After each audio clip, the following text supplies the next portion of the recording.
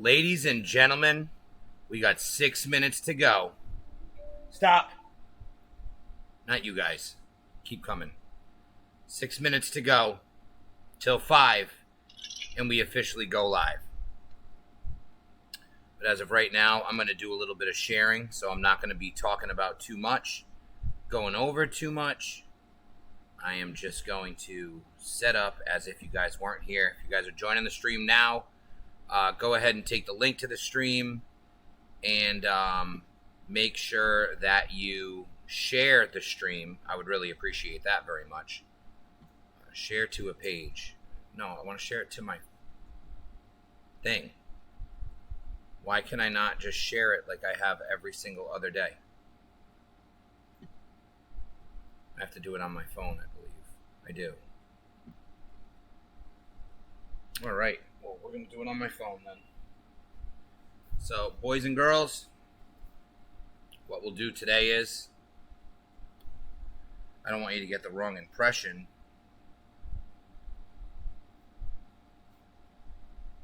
He's from Rhode Island. James Woods is talking about, my friend. Everyone, welcome to the stream. I see we have someone in here early already. I'm very happy to hear it. Very happy to see it.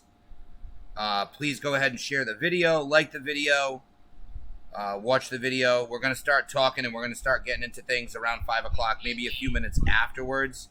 I just wanted to go ahead and get this started.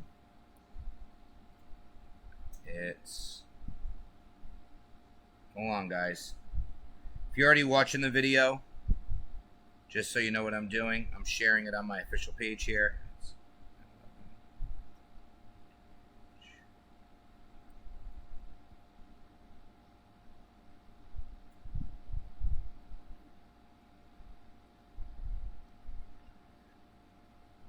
Instead of calling it 9/11 Truth, I totally should have called it 2 planes, 3 buildings. I hope I just didn't share the wrong video.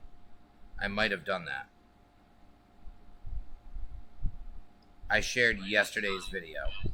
Okay, so see. So here's where we know I got some fucking work to do. Hold on, everybody. First of all, for everyone who is here, thank you guys for joining us today. Go ahead and share the video. Take a second. I'm doing the same thing. I have to redo it now because I just shared the wrong friggin' video.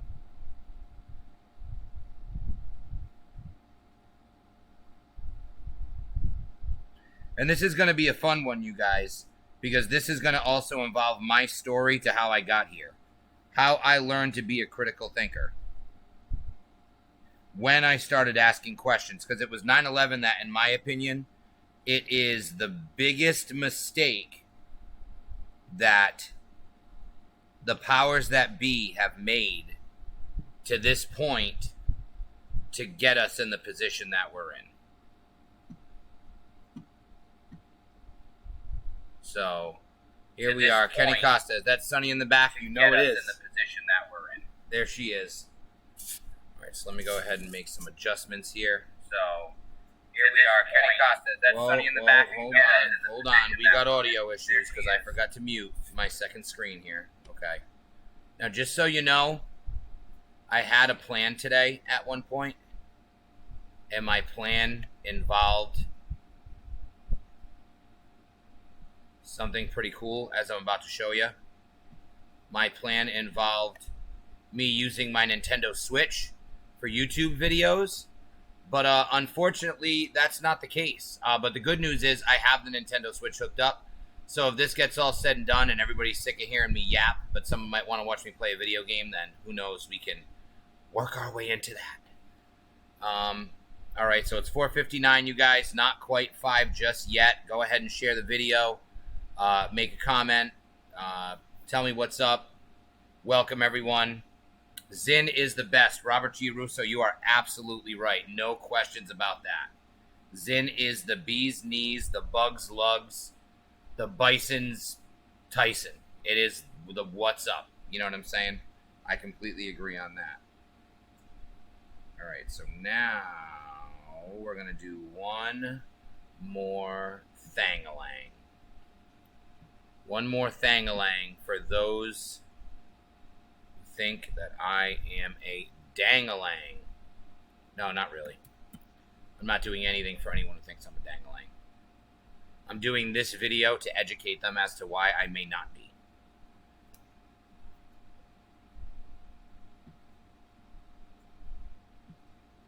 All right, ready? Hold on. Link post.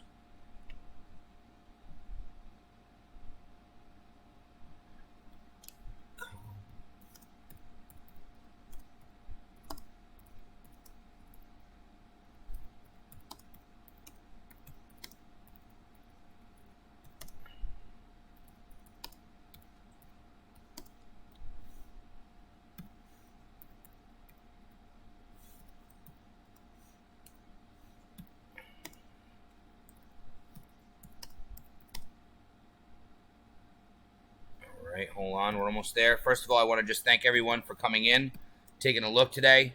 It is 5:01. Everybody is here. And I'm very glad to be here with you. It's the usual, the little routine we've been doing lately. Doing some of these now. I'm starting to realize that as of next week, I might break it down to a schedule that's not literally every day. But as of today, we're going to go today, and we're going to go tomorrow, and we're going to have the all-nighter tomorrow, and I haven't even really talked about that. But tomorrow night's going to be a blast, because I'm going to start at 5, and we're going to end whenever the hell it ends. I'm going to be here by myself. As of tonight, Jamie is heading out, so I'm going to be here by myself. As far as this dog, how much is that dog in the window? Absolutely free. This is Sunny Doodle. She is a half Jack Russell Terrier, half toy poodle. She's woke as hell, but real woke. She had a little issue with her face. Her face got swollen. She had a little problem going on. She's doing better now. She absolutely loves me, tremendously loyal to me. She's waving hi. You being a good girl? You staying with Daddy? You staying with Daddy? You can lay down. Go be a sweetie. All right, everyone. So 5:02. I was hoping to get this prolonging stage until 5:05, and it didn't really work out that way. But it's okay because we're here and we're still talking, everyone. I want to welcome you all to a very interesting conversation that we're going to have here today. A bit different than a lot of the other conversations because everything else is what you would call, timely, topically relevant. Today's a bit different because we're going to something that happened a very long time ago. 18 years ago. Actually, 19 years ago, technically. 18 and some change. And that was September 11th, 2001. And that was I'm going to call it what it is, the collapse of the World Trade Center. So, due to the untimeliness, we have a bit of room to work with. And I'm going to go over things. We're going to pull up some videos. We're going to watch, different pieces of evidence. And we're going to talk about common sense. And I want to hear what you guys have to say. I absolutely want you to be involved. Just so you're aware. Nice. Unopened can of soda that just got freshly opened right now, 5:03. As a matter of fact, just so when I wonder later on, when did I open that soda?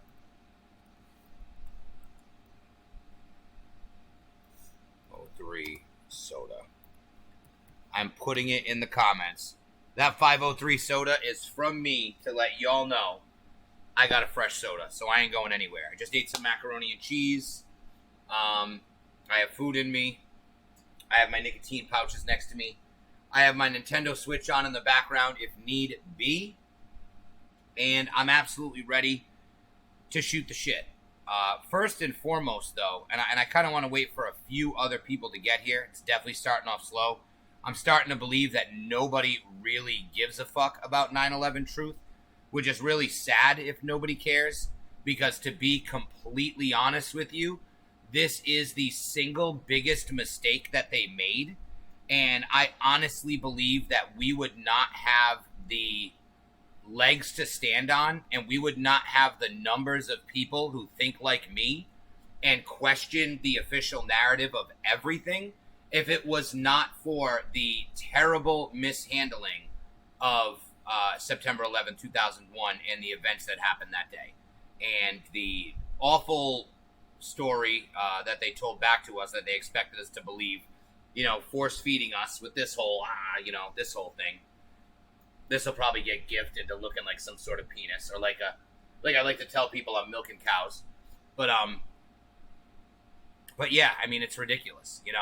They made tremendous mistakes that day, and we're going to go over why. But first off, I want to start out by mentioning that I didn't always used to be like this. This isn't how I've always been. I'm not someone who I've always questioned everything. When I was a kid, even to my youngest memories, I remember getting yelled at by people because you couldn't ask me to do something without me turning around and going, why? Why? But why? Yeah, but why though? But why? But why that? But then why this? And that's what it turns into, because I fucking said so, And I would always ask why. And that's why I kind of feel like I was a tough cookie to crack on this one, to get me to kind of open my eyes when it came to 9/11 and see what was going on. Because, who wants to, we'll get into what it means. But who wants to, accept the fact that everyone is lying to you? Who wants to accept the fact that you live in a country that is so corrupt that they could take down 2 buildings in the middle of New York City, kill thousands of people, and then use that as incentive to start a war in another country? So who wants to believe that, right? I know none of you guys want to believe that. I know no one watching this video right now is like, actually, that sounds like a great thing to believe. I want to believe that. No one wants to believe that. It's an awful situation to be in. It's like if I told you, hey, your parents are lying to you. No, they're not. Well, you don't believe your parents lying to you, but if I show you your parents are lying to you, you're like, fuck, that really sucks. I'm glad I know they were lying to me, but I wish it wasn't true. So it's an unfortunate situation. Same thing with your girl, with anybody lying to you. You always don't want them to be lying to you, but unfortunately sometimes it happens. And in this situation, we've all been lied to. And that's why it shows 9/11 truth. And I see we have a few more people in the room here, so I'm kind of going to begin the story. I wasn't always the way I am today. I was, a regular kid growing up. As a young kid, I was super into school. I loved learning. I loved asking questions. I took pride in being one of the smartest kids in my class. I was very much, a person who I've always taken pride in my intelligence. As a matter of fact, a lot of my long-term friends will tell you that as a kid, I didn't even really swear. I didn't cuss. I didn't do these things. It wasn't part of my lexicon. I felt weird saying swear words. It wasn't what I did.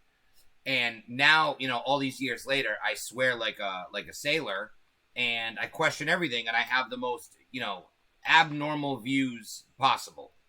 And the reason that you don't question these things as a kid, and when the news tells you this happened, this is the story, this is what the government officials are saying actually happened, you take it like they're telling you something, like they're giving you some inside information. Hey, wow, gee, okay, they're letting us know. They have all the communications. This is their issue. They're letting us know what happened. But, then you grow up in life and you realize, hey, wait a minute.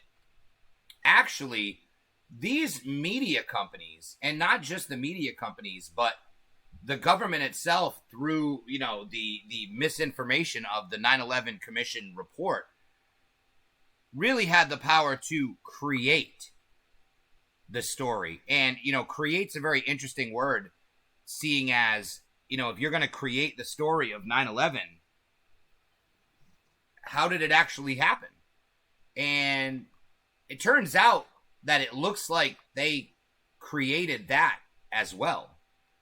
And it's really interesting because I still remember being in school. Some of you guys are younger. Some of you guys are my age. Some of you guys might be older. But I remember being in school, getting rushed out of my classroom. Literally, teacher comes in, whispers to the other teacher. Teacher goes outside the room. We're like, what's going on? Hey, everybody, come with us. Then we walk upstairs into a classroom that already had 3 or 4 other classes in it. And there's a TV on with the news. And the news is playing. And it's showing the World Trade Center. Which at the time, I probably wouldn't even been able to tell you the significance of what the building was or where it was. But you just see it smoking, and you're like, what's going on here? And then they're like, we've just been attacked by a plane, got hijacked by terrorists, flown into the side of the building, a plane, flown into the building, attack, terrorist, attack, flown to the building. So I'm like, okay. So I'm watching, and they show the clips. We're starting to get footage here. We're starting to get some amateur footage of the crash, which, by the way, in that era, I have no idea how this happened in 2001, how people who were on the street or who were living in houses who were aware enough to be able to get out a camera, record this footage, digitize the footage, get the footage to news broadcasters, and be able to play on the news within minutes of when it happened. This isn't 2020, folks. This is a totally different world. This is a world of Nokia phones and Snake. This is pre-Nokia phones even. This is like people were recording on camcorders, like there was no such thing as a high definition television. There was no YouTube. There was no digital video. DVDs, I believe were maybe just coming into existence, very early. You might even have to correct me on that. Look at the release date of PlayStation 2. I'm not sure. But the point is, this was something that you were seeing, and I'm seeing as a student in school, and my mind is like, what's going on here? I didn't even really grasp the relevance of what was going on as it was happening, because I was so overwhelmed by the fact that, okay, you're taking us from our class to look at something that's going on in New York City. This isn't going on over here. And then as we talked more and we learned more about it and they hijacked planes, then you start to believe, well, are they going to do it over here? Now, I was one step above that. I've always been growing up, I was afraid of the concept of a draft. When I first learned in school what the draft was, I became terrified because I was like, wait a minute, you can force me to go into the military against my will? I don't like that. I don't think that sounds like a good idea at all. And I was very concerned with it, and I didn't like it. And as a young kid, it really bothered me. So that whole day, my whole concern was, I think I was like 18 maybe. Actually, I was 18 at that point. And I just remember thinking like, oh my God, I just turned 18. They're going to draft me. They're going to draft me into the military. I'm going to have to fight a war over 9/11. I can't believe this is happening. And I just want to see, are there any more comments here? Yeah, feel free to comment. I was in kindergarten. See, Kenny knows. Kenny was super young. So it's just crazy. And I remember Kenny wasn't worried about the draft, that's for sure. And if anything, he was worried about the draft because his little kid shorts might have split up the back and he could get a little draft on his little Paulines. But, the issue with me was I was worried about a draft, and that lasted for, quite a while. So, back in those days, I, used to go see people do things, make friends, go places. And I had a friend, and this friend, happened to mention to me that she was interested in one of my guy friends. So, obviously, I tried to do what at the time I felt was the best thing to do, which is let's hook these guys up, which I don't really regret it. I'm still friends with both of them to this day. They are still friends. And as a matter of fact, if I didn't do this, we would not have had any of these conversations this week. So this might have actually been one of the single most important decisions in my entire life that I've ever made. But I hooked these two people up, and I'm not sitting there and calling out their names because if you don't agree with me, I don't want you blowing them up. If this video goes viral, I'm not trying to ruin their lives, but I'm just going to refer to them as two very close personal friends. If they want to jump in the chat and acknowledge themselves as they're one of these two people, then by all means, feel free. But, after they started dating, and as you guys can see, I like to talk. There's never an awkward moment around me. If you've ever hung out with me in person, you know that if it's you, me, and a complete stranger who's also my friend, we can all hang out and there'll never be an awkward second because I don't allow there to be awkward moments around me. I am very much a person who's all about let's kill the awkwardness and let's make everybody comfortable. So once they started to get together and I did that for like a week or so, I pulled back and I just stopped coming around these two and I let them kind of get close because I didn't want to be involved in that. Like, okay, great. Like, you were hanging around with me all the time. You were hanging around with me often. Now that you guys are together, I'm going to leave because you guys are going to do your thing now. I know my place. I'm going to hang out with people. And that's what I did for, a couple months or maybe like a month or two. Sure enough, flash forward, they're like, hey, you got to come over and hang out with us. We haven't seen you. You're being a stranger. Okay, that's fair. Everything seems about good now. We can come over. We can hang out. So I get over there and I'm hanging out with my friends and maybe a day or two go by. And then, the female of the two that I'm talking about is like, hey, we got to tell you about what's going on. And I'm like, what do you mean what's going on? And they're like, 9/11, it was bullshit. And I'm like, what do you mean it was bullshit? And they're like, yeah. And then, the gentleman starts taking over and he's like, basically, yeah, they lied to you. This was not the result of two planes that got hijacked like they're telling you and flew into buildings and caused these buildings to fall. It's not possible. And I'm like, come on, man. I'm like, listen, that's not true. Because, look, you turn on the TV, why aren't they talking about that on the news? If you know it sitting here in this room, and you can tell me this for sure, don't you think that one person at the news station would know this and would say something? Don't you think someone in the government somewhere would say, don't you think so? And it's like, no, it's not that. The government isn't going to say anything because they were behind it. And if anything, they lied to the people. They lied to the people who aren't trusted, so this isn't going to get out. And as far as the media is covering for them. And I'm like, no. And I shit you not, for 1 week straight, 7 days, immediately when I was done doing whatever I was doing, I don't know if it was school at that point. It might have been school. It might have not been. I went over there and I hung out with them. And from the second I got there till about 11 or 12, every single night for a solid week, it was them using books. Like, you ever see the Charlie Cox meme of him going, and pointing to all the things behind him, and he's going like this, and it's got all the lines and the crazy shit. It was like that for a week. And me just being stubborn, thick-headed me, and having every fucking question that you can possibly ask, and every single, but what about this, but what about this, but why do they do this, but why do they do this, what about this? And I don't even remember, because it was literally just 7 days of just absolute, just hammering information back and forth. Them hammering me asking questions, them hammering me. And then all of a sudden, it got to a point where I was out of questions. And I realized we're being played. We're being played. And not only are we being played, we have a government that is so evil. And at this point, I blame this on President George W. Bush.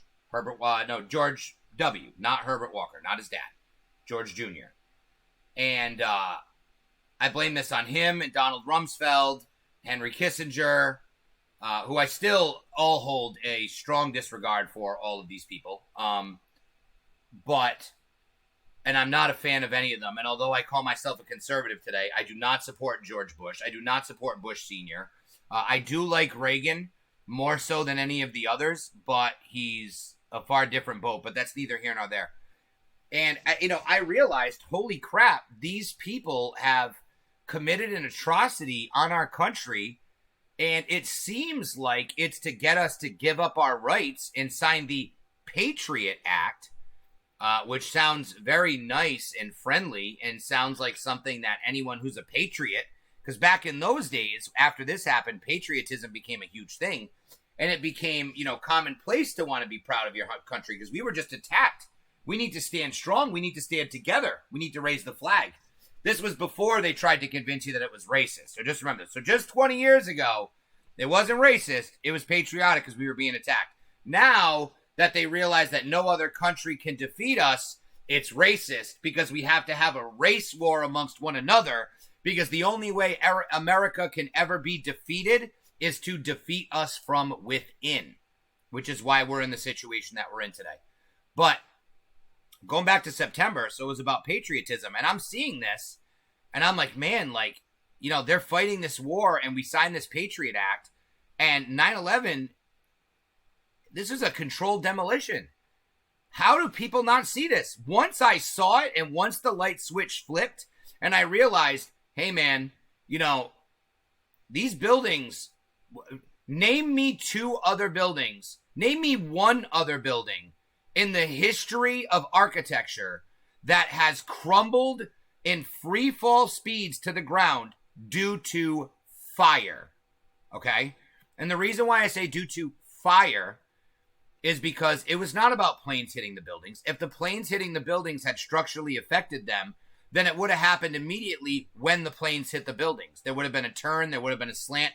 They wouldn't have come straight down. They would have fallen in a way that affected where the foundation was broken by the impact of the plane. But that didn't happen. It was straight down. And there was also a third building. If you didn't know, it's called Building 7. It was a much smaller building, less skyscraper, more important paperwork and things that needed to be burned and evidence that needed to be destroyed. And this building came down at free fall speed as well, and it was also never hit by a plane. And we're going to take a look at some video evidence of this in a second. But I wanted to tell the story that if it wasn't for 9/11, and then also you got to remember too, at 9/11, there was more than two planes. There was 4 planes. 2 of the planes were in New York, made it to the Twin Towers, 1 plane into each building. And then there was a third plane that hit the Pentagon, if you remember correctly. And from everything that I've seen, and I mean, again, you know, there's really just one great argument on this, and you don't even need any of the other details. You only need one detail. But the answer is that a plane did not hit the Pentagon that day. It was a missile. A missile hit the Pentagon. And the reason why is on a Boeing 757, there are 2 giant Rolls-Royce engines hanging from these wings. And there are also wings. And if you fly a plane into a building, those Rolls-Royce engines are going to leave a hole. And if you look at the hole that was left on the Pentagon, it was a hole. There were no place that wings hit. There were no place that Rolls-Royce engines hit. Now, again, I'm not here to tell you that the theory that I have of what happened is true. I am here to tell you beyond a shadow of a doubt that the theory that they gave you is wrong. Okay? That's my point here. Now, also, I just want to say, feel free to drop a comment in. I notice we have some extra people in. I'm very happy. Welcome, everybody, to the stream. Please go ahead if you want to share the link, share the channel, give the channel a follow. BG from the bottom of the rabbit hole. I'm here to share the almost 20 years of knowledge I have acquired from thinking outside of the box about every single issue that you could possibly imagine. And I'm here to share it with you. I'm not telling you what to think. I'm here to teach you how to think. That's my goal here today. So if you want to share the video, that would be great. I see we had a few of those extra viewers left. They didn't like that. They weren't in for the long haul. Now, going back to where I'm going back to, which is 9/11 and these buildings dropping. And in the case of the Pentagon, a building not dropping, there was a 4th plane, if you remember correctly. And this 4th plane was overrun by passengers and was re-hijacked from the terrorists, and it came crashing down somewhere in Pennsylvania. Now, if you look at the footage from the crash spot in Pennsylvania, you see the most pathetic attempt ever at showcasing plane wreckage, okay? And they used the story that this plane wreckage basically had disintegrated and had went up into just disintegrated. You know, like Jay Richter. I remember watching a video that shows the Pentagon hit, but the hole didn't match the Boeing wing length. That's exactly what I'm talking about, Jay. That is, and we're going to get to these videos. We're going to watch some of these. You know, part of this week-long journey that I had with my friends where my mind got opened up, it involved some thoughts and it involved some things from a couple people, one of which who almost everybody in this chat is going to recognize by name as soon as I say his name. And the other one is someone that you guys might not have heard of. The first person who was a very important... Oh, shut up, Brian. The first person who was a very important person in the act of waking me up and getting me to open my eyes is a Texas Christian radio show host who has been on the air for over 20 years at this point. And he also is a website owner. You may know him as Alex Jones. And this man made a documentary all those years ago called 9/11 Road to Tyranny. And tomorrow night, which I want to plug real quick, on the all-nighter, which if you guys are just getting in here, we are pulling an all-nighter. I'm going live at 5 tomorrow. We're going to watch documentaries. We're going to watch a ton of videos. We're going to talk a little, but listen, I've been talking all week. I want to chill with y'all on Friday, which is why I'm pulling an all-nighter. I'm going to be in my pajamas. I'm not going to be in this amazing Little V401 Barack Obama is a reptilian t-shirt. I'm going to be in some nice, comfortable pajamas, just chilling with y'all. I'm going to have the computer connected to the TV, so I'm going to be able to stream videos live in a better resolution. It's going to look a little better. It's going to be, we can watch long documentaries. I'll put myself in the corner. We can still communicate. We got chats and whatnot. So I'm not going to ever have to break free from here to watch videos with you guys. It's going to be way better. We're going to have a great time tomorrow night. But, and one of the things we might watch is 9/11 Road to Tyranny if that's what comes up. But it was a great documentary, and it definitely helped open my eyes. It definitely helped show me, what's actually going on in the world. And that, shit isn't sweet. And people will lie to you if it fits their agenda. Especially people on the news. The people on the news will lie to you. This was a huge thing. I couldn't believe that I would watch the nightly news and I would see that these people are just lying to me after this, and they were vehemently defending the story, saying anyone who questions the story is a tinfoil hat wearing crazy conspiracy theorist. If you notice, I want you to go back and look at the news. Anytime the word conspiracy theory is used, it is preceded by the word crazy every single time. Or you hear a right-wing nut job or a conspiracy theory nut job. So it's either preceded by crazy or followed by nut job. So, but I realized this wasn't true. And I realized this immediately once I found out. I understood that, hey, here's the problem that we're in. These people are friggin' lying. Just like Rami knows who's not lying. Rami's on point here. There was something on the Actional News, maybe 60 Minutes, where engineers and scientists talked about how they feel it made no sense, or the temperatures of the fuel and stuff. Yes, exactly. It doesn't matter because the temperature of the fuel was so high. It was so high. It was hundreds of feet in the air, and the bottom of the building crumbled. Everything that they have told you is a lie. This building did not come down because planes hit it. It's a fact. It's a fact that there is no other time in history. This is the important thing you need to know. There is no other time in history when a building has come down in a complete free fall from nothing other than fire. Okay? Even being struck by something. There is no instance of a building crumbling in a free fall like that outside of a controlled demolition. How about that? If you want to challenge me, find me a video of a building coming down in a free fall that's not a controlled demolition. I want to see it. I'm super curious. Because if it's real and it exists, then by all means, we need to talk about it and we need to view it on this channel, and we'll wrap up the stream early. And by the way, I also want to say, and please feel free to throw in the comments and tell me if this is a good idea. So the lovely Jamie, my fiance, is leaving tonight, most likely, to go to the Cape. She's leaving to get her, she's getting her nails done again today. She had one set done the other day. She's having them, the whole spiel of it, finished today. And I'm thinking if I have to end early from going live at 5, maybe we can do it again at 10. So if you guys are still up and you guys are awake, let me know if you think doing it again at 10 would be something you're interested in. But as far as what I'm interested in, it's letting you guys know a little bit about 9/11. So we did a lot of talking. I told my story. What I want to do right now, just so we all have the same frame of discussion here. There's my Nintendo Switch. We always can mess around later on. I'm going to go ahead and we'll leave that up for aesthetic purposes while I search for a video. Okay. 9/11 towers falling. Okay. Hold on. Obviously, as you remember, guys, I'm a little new with this stuff. If you guys are unhappy with me having to take these breaks, complain to Rami in the chat because he decided to tease me this morning on how I can have themes and I can make this look better and I can improve how convenient it is for me to switch around and things. But you didn't help me do it, Rami. What's the matter? You don't love me enough? Why the building fell. I'm not even going to watch any of this. How? I don't want to see how. I want to see raw footage. Okay. On top of the World Trade Center. No, see?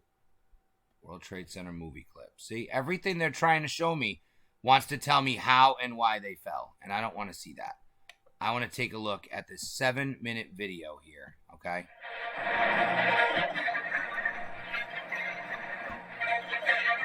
Alright, bear with me, you guys. Bear with me. Okay, we're going to shut off this. We're going to put on... I can leave this there. We'll go. Alright, here we go. Alright, here we go, you guys. You ready? We are about to take a look at what this actually looks like now. Oh, did the wrong thing.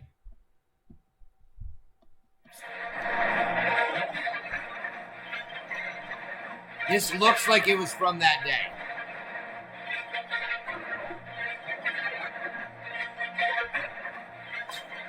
It's 8:52 here in New York. I'm Bryant Gumbel. We understand that there has been a plane crash on the southern tip of Manhattan. You're looking at the World Trade Center. We understand that a plane has crashed into the World Trade Center. We don't know anything more than that. We don't know if it was a commercial aircraft. We don't know if it was a private aircraft. We have no idea how many were on board or what the extent of the injuries are right now. We have, I understand, an eyewitness on the phone right now. Sir, good morning. This is Bryant Gumbel. Could you give us your name? Yeah, my name is Stuart. Stuart, where are you right now? I'm working at a restaurant in Soho. All right, so tell us what you saw, if you would. I was waiting at a table and I literally saw it seemed to be like a small plane. I just heard a couple noises. It looked like it bounced off the building, and then I just saw a huge ball of fire on top, and then the smoke seemed to simmer down, and it just a lot of smoke was coming out, and that's pretty much the extent of what I saw. Can you tell us about the scene down there right now? Right now, people are just on the street looking at the building. The building, there's just a lot of smoke. It's not too crazy down where I am. How far away from the World Trade Center specifically are you? I'm actually on Thompson Street North. I'm not too far. It's 8:54 right now, Stuart. Can you tell me when this happened exactly? I would have to say about 10 minutes ago. Were you looking up as the plane approached the building, or did it only catch your attention after it crashed into the World Trade Center? I heard a sort of a crashing sound, but I looked up quick enough to actually see something go into the building, but everything happened so fast I wasn't quite sure what I was looking at.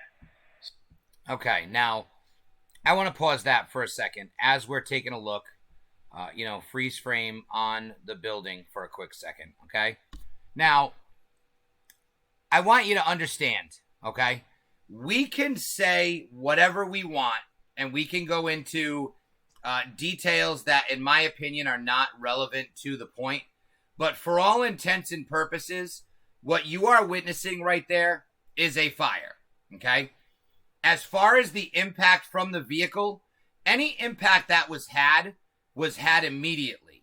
So if the building was going to be slanted, if the foundation had broke, it would have moved a certain way. When it would have come down, it would have come down in a way where it wouldn't have come straight down.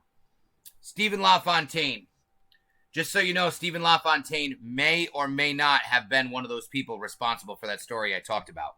But he's certainly someone who absolutely knows what he's talking about. I'm going to go ahead and read a couple comments as about. That's why I paused this here. You didn't go into needing my help, but that you learned it on the fly. That's true, but you told me about the themes. And if you want to hit me up after the stream tonight, we can mess with some themes. Maybe if I do it again at 10, that's when we can play with that. Jay Richter, I want to think when the show's been on for a bit more, you could have co-hosts or special guests that relate to the topic. For instance, if it was Freemasons, I could be on to talk about my experience. I never told you either I applied and went through the process and they wanted me because my father and grandfather and great-grandfather were Freemasons, my grandfather pretty high. That is very interesting. And if we were going to do that, so long as I can figure out the technology and figure out how to take a Zoom call and add a Zoom call into this stream, I absolutely would love to do it. It would be a great idea. I have no problem with that whatsoever. Also here, now, I'm going to be honest with you. When it comes to Steve LaFontaine talking to me about this, he's an expert. This is a dude that will absolutely has and will continue to school me on this subject. So I'm going to put a lot of stock into what he says here. There's really interesting videos from that day, Steve. That's what I was looking for. That are like 8 hours straight of live news coverage. Lots of interesting things came out on the news until someone told them to sweep certain things under the rug. Yes, like a couple things, for instance, that I definitely remember seeing. And hopefully, Steve, since you're watching, I thank you and appreciate this very much. If you want to find some links of some of these things that I'm about to talk about and post videos in the comments so I can watch them and everybody can experience it, that would be absolutely phenomenal. One of the things is outside of the building before it had come down, you hear the fireman and he actually is telling everyone, get back, get back. They're bringing it down. Get back, get out of here. It's going to come down. They're bringing it down. There was another video from a broadcast. I believe it might have happened in England. Steve, correct me if I'm wrong, where they announced that Building 7 was coming down roughly 30 minutes to an hour before it actually came down. I don't remember the exact time, but I know for a fact it was beforehand because their live shot that they had in the background of the guy talking had Building 7 still there. So it's like, how are you going to tell me that Building 7's coming down because of fire and it came down naturally and it wasn't a controlled demolition when you predicted it 30 minutes before it happened? This is on the news, people. This is the news people lying and pushing this story on the American people. This is the news media manipulating you actively in real time. Not giving their opinions, but saying what they're being told to say. And if they'll lie to you in 2001, do you think something happened that made them start telling the truth between now and then? Come on now. This killed tens of thousands of Americans. Tens of thousands of Americans killed by whatever this was. And the news is covering up for them. You know? And it's absolutely absurd. I want to get back to the video though. Hear a little bit more about what they're talking about. I want you to pay attention. Actually, as we're watching this video, I'm going to go ahead and begin to look for the next thing that I want to put on. But what I really want you to pay attention to the smoke. Pay attention that this building is just burning, okay? That this building right now is only on fire. This building is not being rocked by earthquakes. The structural foundation laying at the bottom of the building is untouched. If this plane had hit much closer to the ground and then you told me that's what happened, I would have a better chance of believing it, but I still don't believe it. And I won't believe it. And it's absolute nonsense. So let's go back and take a look one more time. So there's no way you can know whether or not the plane seemed to be in trouble before it crashed into the building. Oh, no, I couldn't tell. It's hard for us to tell from the picture we're seeing just how far down from the top that plane crashed. Have you any better eyesight to it from your vantage point? Not really. All I know is it definitely wasn't the top of the building because that seems to be intact from what I saw. Obviously, the timing of this is important. It comes before 9 o'clock. Perhaps, and we say that in hopeful fashion, perhaps not everybody was at work because if that building was in fact crowded with workers, we're looking at probably some what I'm going to do is actually jump into a different video but here right now that is going to be a bit more of what Steven was just talking about here, which is going to be more live and on the scene and on the ground from that day. Let's take a look. Take two and 2, 1. This is as close as we can get to the base of the World Trade Center. You can see the firemen assembled here, the police officers, FBI agents, and you can see the two towers. A huge explosion now, raining debris on all of us. We better get out of the way.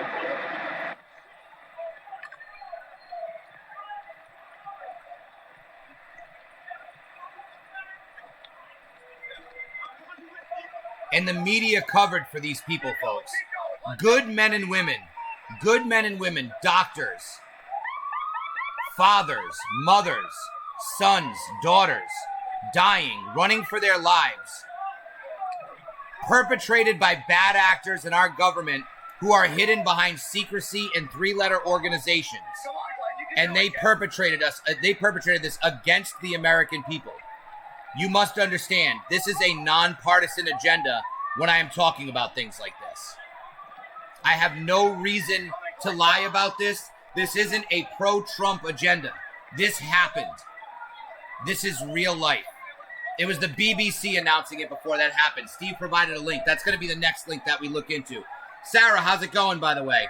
Hopefully you're not going to run anywhere anytime soon like these people are running on this video. Oh, yeah, and of course, Rob, they're talking extremely calm about it on the news because they were pre-informed of how to handle it. It's not actual reactions. It's just like when you sneak on Christmas and you find out what somebody's getting you, and then you have to pretend to be excited about it. It's just not genuine. And their reactions just weren't genuine. I haven't looked at this shit in a long time, so it's so much harder to find than the shit on YouTube. Yeah, Steve, you're absolutely right. It is extremely hard to find. Now, this is just raw footage from post the building being taken down. What I'm actually going to do is I'm going to copy this link address, and we're going to switch to another video now. Because this is going to be a very video-heavy episode, and I hope you guys appreciate that. Because I can only flap my fucking gums and, you know, babble for so long when, let's be honest, anything that I tell you about 9/11 and how I feel about it dwarfs in comparison to actually looking at these things happen in front of your eyes.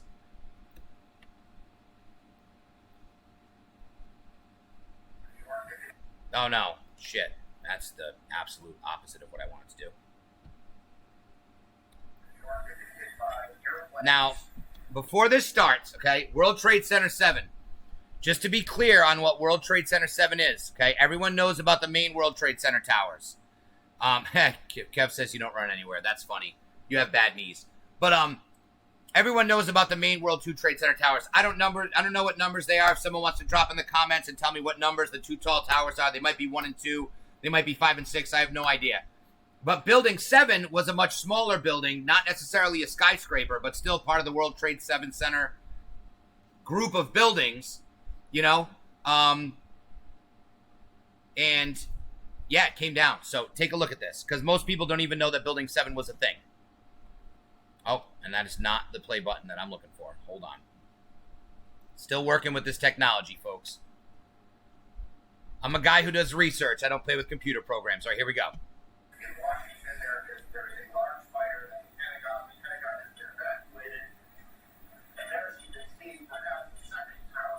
Third skyscraper collapse, because they don't talk about this.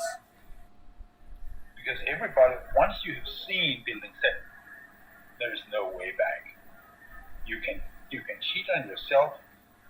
Over 7 hours after they fell. There's Building 7, okay? But you cannot. You have seen it, and then there's no collapsed into its own footprint, people. Healthy, to lie to yourself and say, "No, I didn't see that." Yeah. But many people do, because it's simply too painful. Now, more on the latest building collapse in New York. You might have heard a few moments ago, I was talking about the Salomon Brothers building collapsing. And indeed it has. It seems that this was not a result of a new attack. It was because the building had been weakened during this morning's attacks. We'll probably find out more now about that from... The building had been weakened from attacks on other buildings. What kind of bullshit? This is back when, again, when I called this the biggest mistake that they had made. This is when they, and they still do believe, that we will eat and swallow and not question any bullshit that they give us, okay?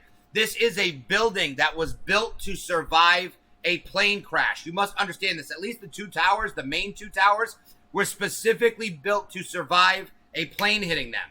This is a fact. You can look this up. Don't believe me on it. Look into it, okay? Now, this building, though, it came down because it was weakened. He didn't even say it was caused by fires, straight fires. He said it was weakened.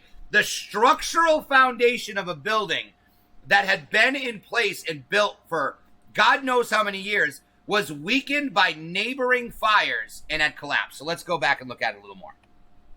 Our correspondent, Jane Stanley. Oh, Jane, look. what more can you tell us about the Salomon Brothers building and its collapse? Well, only really what you already know. Details Oh are no, very, very that's sketchy. Building As you 7. can see behind me, the Trade Center appears to be still burning. We see these huge clouds of smoke and ash, and we know that behind that there's an empty piece of what was a very familiar New York skyline, a symbol Use your brains, of the people. financial prosperity of this city, but completely disappeared now, and New York is still unable to take on board what has happened to them today. Presumably there were very few people in the Salomon building when it collapsed. I mean, there were, I suppose, fears of possible further collapses around the area. That's what you would hope, because they don't really know where to turn. That's the very sad thing. I think there's going to be a lot of very, very traumatized people that has hit them very, very hard. Jane, I think many of us, when we heard the news, perhaps on the radio earlier today, were completely flabbergasted by it and just couldn't comprehend it. I mean, it almost sounded too far-fetched. Yeah, right? Almost. I was wondering what it felt like for you being in Manhattan. Well, unfortunately, I think we've lost the line with Jane Stanley in Manhattan. Like, convenient time for Video Link to go down. Because a short time later, it actually did collapse. Thank you, BBC. You let us in on the big secret. Now, Okay? here we're going to show you a videotape of the collapse itself. Now we go to videotape the collapse of the street. Watch this. Watch. This building did not get hit by a plane, people. Amazing, incredible picture word. Too far-fetched. For the third time today, it's reminiscent of those pictures we've all seen too much on television before, when a building was deliberately destroyed by well-placed dynamite to knock it down. Ask questions, people. How do you explain this? How do you reconcile? See what you see and not what you're supposed to see. Exactly.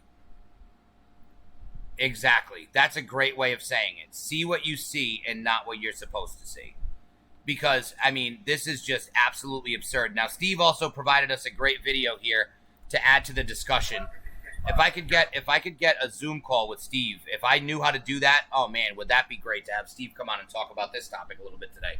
But unfortunately, I don't even know if that's a possibility, nor do I know if I have the technology built into this computer to be able to do it.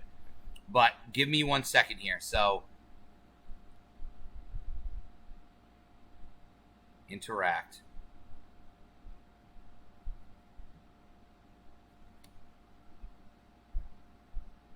I remember getting a call from the fire department commander telling me that they were not sure they're going to be able to contain the fire. I said, we've had such terrible loss of life. Maybe the smartest thing to do is pull it. And they made that decision to pull. And then we watched the building collapse. What? Maybe the smartest thing to do is pull it. Now, I want you to understand, okay? If we don't ask questions and we accept what we're told and we don't look any further, it almost seems like it was an innocent decision and it was a routine thing that if you have a building that gets attacked and you can't save it, that there's a mechanism to just press a button and take down a building. But that means, people, this means that this building would have to be pre-rigged with explosives, prepared to be taken down, okay? That means this building has to be demolition ready, okay? And to be demolition ready, Corona, it means it has to be, there were bombs on every floor of this building. There were explosives all throughout this building to be able to do that. You don't leave explosives in a building to be able to take it down at a moment's notice in case of an emergency. There is no building in America right now that is pre-rigged with explosives to be able to take down in an instant. Just like Steve said, first of all, Tim McCarthy, that's an implosion. You're absolutely right. Sarah Lynn, you need to get Steven a video box. Wouldn't that be great? Maybe I can work on the technology. If Rami wants to help me, if we do it again at 10 tonight, which I want to go ahead and do, then maybe that's exactly what we'll do. And we'll have some conferences and we'll bring some people in and I could do some Zoom calls and we could turn this into something that's even more interactive than it is now, which would be absolutely fantastic. And I would be all about having that type of discussion and having that type of technology. So I'm fully about it. If you can help me, I'm using Streamlabs OBS. If you guys want to take a second to share the video and to share the page, give the page a like, give the page a follow. BG from the bottom of the rabbit hole. Please, it is lonely down here. I've been down here for 17 years, and I have very few friends all the way at the bottom, and I'm trying to share this information with you. Share the video as well. Let's get some more people in, and let's spread the conversation, and let's try to educate people on how not only has the media lied to you before, not only are they lying to you today, but they will continue to lie to you again in the future, so long as it pushes their agenda, okay? Now, let's go back and let Larry Silverstein, the owner of World Trade Center 7, finish his story. And they made that decision to pull, and then we watched the building collapse. I'm not sure how well versed you are in demolition jargon, but pull it is a demolition. Demolition of a building take weeks to prepare. No one can just immediately say pull a building. They have to collapse it with weeks of preparation. This is a fact. How did a crew prep World Trade Center 7 in only hours with fires burning inside and then even more miraculously executed perfect? I can't even read that fucking fast. Execute a perfect collapse. Ask any demolition expert how long it takes to demolish a building. Ask questions. Ask questions, people. Do not accept what they feed you. Do not accept it because it is never in your best interest to not ask questions. There is never a situation, there is never a piece of news. If the piece of news benefits your confirmation bias and you already agree with it, you still question it because then you're representing a fallacy. You can make yourself look stupid, okay? Say I saw a news article today. Everybody knows I support Trump. Say I saw a news article today that was like, Trump personally saves 1,000 kids from child sex trafficking, by himself. He busted them. And I started spreading that information and I didn't check it. And then someone found out that information is correct. I look like an asshole. So you have to make sure you double check the information you believe and you double check the information you don't believe. Ask questions all the time. Do not ever accept anything without thoroughly vetting the information. This is something that Steve taught me many years ago. Now, Rami has a video he wants to contribute here. So we're going to take a look at one more video. He's going to surprise me. I don't know what it is either. We'll watch it all together. We'll talk about it as a group. We'll try to educate. We'll try to exacerbate. And hopefully none of you guys masturbate. At least not with me here. All right, ready? Ah, shit. We have made mistakes, boys. Give me a second. Oh, boys and girls, I apologize. All right.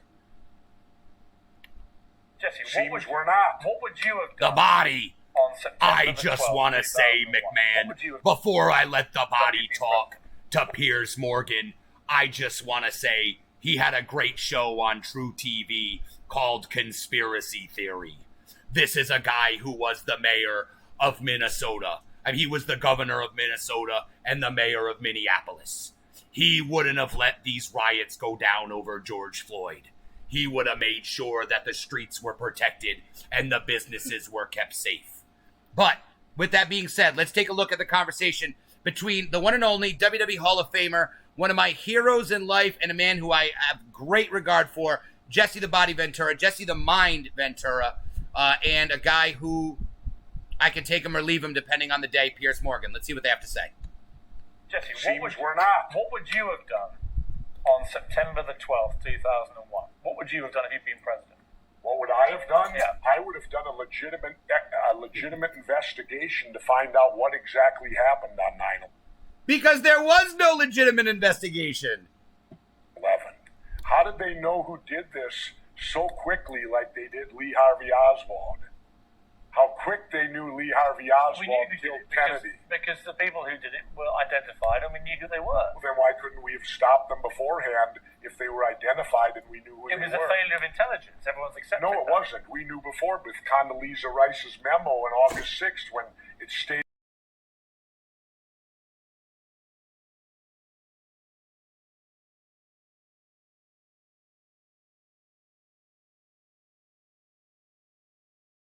It was almost like they ignored it because they wanted it to happen. Oh, come on, Jesse. No, not oh, come off it. Wait a minute. Every war thought starts with a false flag operation. You can't, in all seriousness, sit there and try and make out anybody. Okay, let me ask you this, Piers. Wait a minute. Let me ask you something.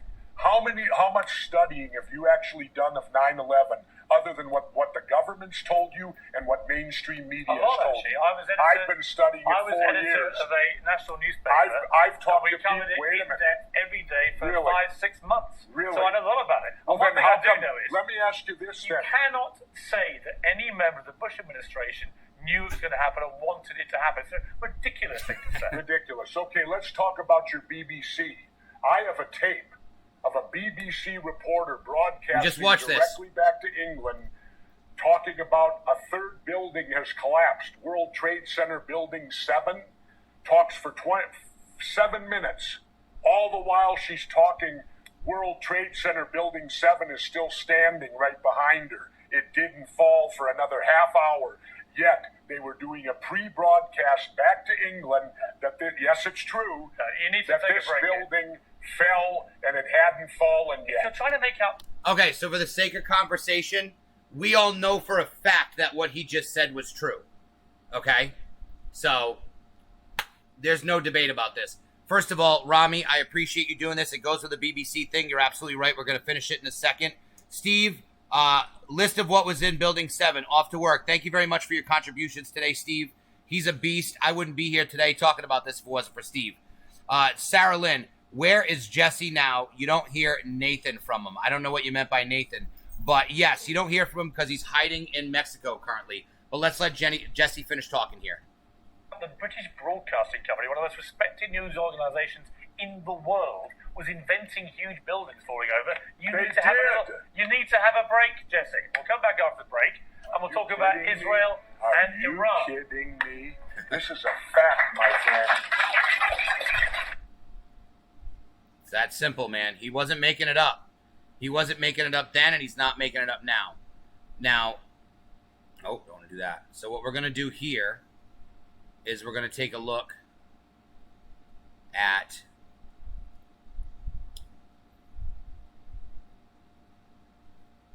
a new link. This is what was held in Building 7, okay? What was in Building 7, okay? The Salmon Smith Barney Financial Institution, the IRS records, Secret Service, CIA, okay, Express Bank International, Standard Chartered Bank, Provident Financial Management, ITT Hartford Insurance Group, First State Management Group, Federal Home Loan Bank, and NAIC Securities, as well as Security Exchange Commission and the Mayor's Office of Emergency Management. Okay, so here's the floor breakdown. But the bottom line, all you need to know is there was CIA in this building. And if there was CIA in this building, they could have orchestrated everything. Because if I'm going to say it, I'm going to say the CIA was behind this. Not so much the Bush administration, more so the three-letter organizations. The CIA, the NSA, whoever the hell else it may be, whoever else is able to operate under the guise of secrecy and confidentiality, that would actually be able to pull this thing off. Okay, and this is right here is a site that is all about World Trade Center 7. As you can see, if you go to contents here and you take a look at everything, what was in Building 7, Building 7's position relative to the Twin Towers. Not even right now. Look how far. Look at this. Look at that. Look at this. Come on. Come on, people. I'm not here to tell you I know what happened, but I'm definitely here to tell you that what they're telling you is not true, man. What they're telling you is not true. You know, and it is the way it is, man. It is the way it is. So it's an absolutely absurd, you know, situation to be in. And if anybody wants to provide another video, I'm going to go ahead and make this full screen at the moment since we're just talking. Oh, son of a bitch. But I'd absolutely love to hear your comments now on what we just watched. So let me ask you this. Coming into this conversation today, were there any of you guys who believed the official narrative that this happened because planes were hijacked? Is there anyone, what happened to Building 6? Yeah, nothing happened to Building 6. It's absolutely fine. It was in between. You're absolutely right. And guess what? It went untouched because it wasn't an important enough building to be destroyed. It didn't have anything in it that needed to be erased. So let me ask you guys this, of all of us in here, is there anyone that believed the official narrative about 9/11 previous to watching this video with me here today, previous to this experience? Is there anyone whose theories changed? Is there anyone who was unaware of Building 7? I'd like to know exactly what you guys think. Because your government is lying to you. You just listened to Piers Morgan on behalf of CNN lie to you. Okay? And thankfully we had Jesse. We had the body to tell us the truth, McMahon. I can't believe that we're here listening to that crybaby Hulk Hogan telling you about America. I was the governor of Minnesota. I love doing Jesse the Body. That's one of my favorite impressions to do. I don't do it too often. But, because not everybody knows what he sounds like. But, the bottom line is, we live in a crazy world, people. We live in a wild place. And the world we live in today is not too much different than in 2001. It's not too much different than in 2001. Because the only thing that's changed is that Trump is president. The only thing that's changed is that we have someone in the government who works on our behalf, and they're now focusing their energy on negativity towards him.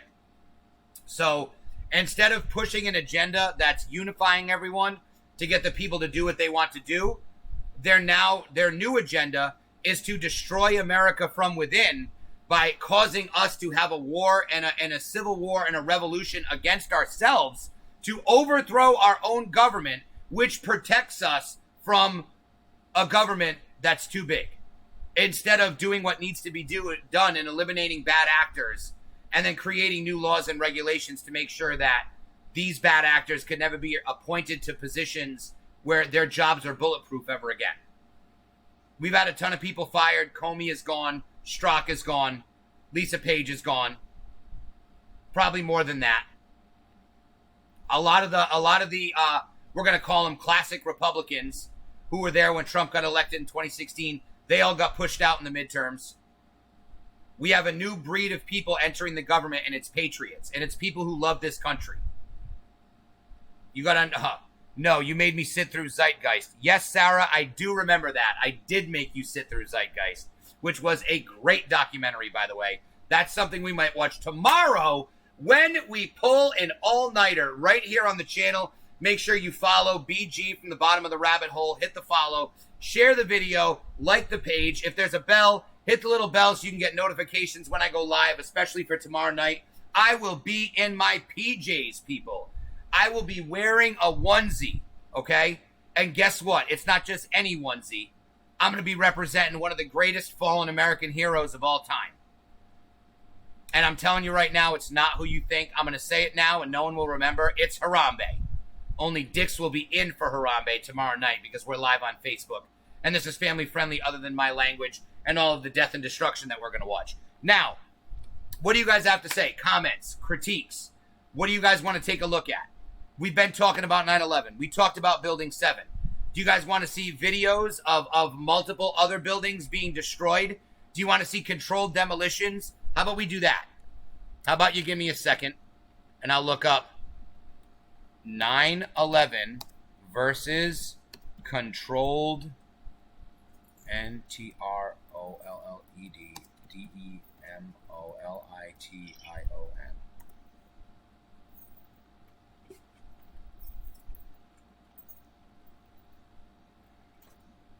Trump embraces 9/11 controversy. We can watch that one in a second, too.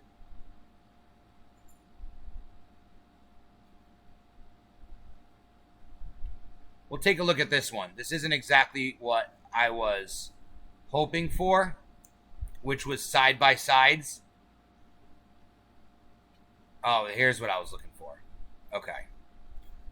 We'll watch that one in a second. First, we'll watch this video I just found. Okay, and then the next video that we watch will be... Jesse, what would you have done on... All right, so let's go back in. At this point, we can summarize the evidence for a gravitational collapse and compare it with the one for controlled demolitions. The official explanation for the initial collapse or sagging. Oh, did you see all those fires? You see all those explosions? For at least 3 reasons. There is no evidence. First of all, I just want to say this. My fiance is leaving, and I love her so much, I'm giving her a big kiss. I'm going to call her phone as well.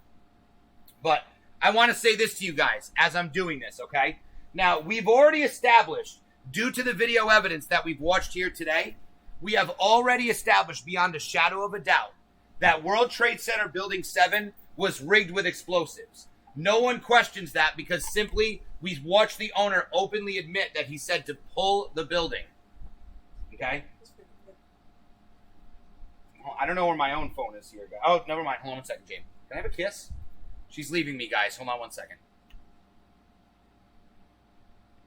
She's not leaving me for the weekend. She's just leaving me for the moment. We've already established beyond a shadow of a doubt here, okay? I'm going to rewind this video. That World Trade Center Building 7 was rigged with explosives, ready to come down. So we've already established the precedent that a building can be quote-unquote pulled on 9/11. And if there is probable cause to assume, which there most likely is, I'm going to say beyond a reasonable doubt, that Building 7 was rigged with explosives. What are the odds that these two buildings could have been rigged with explosives versus what are the odds that they were definitely not rigged with explosives? Can we get it? It's calling. All right, so I'm going to go ahead and play the video. At this point, we can summarize the evidence.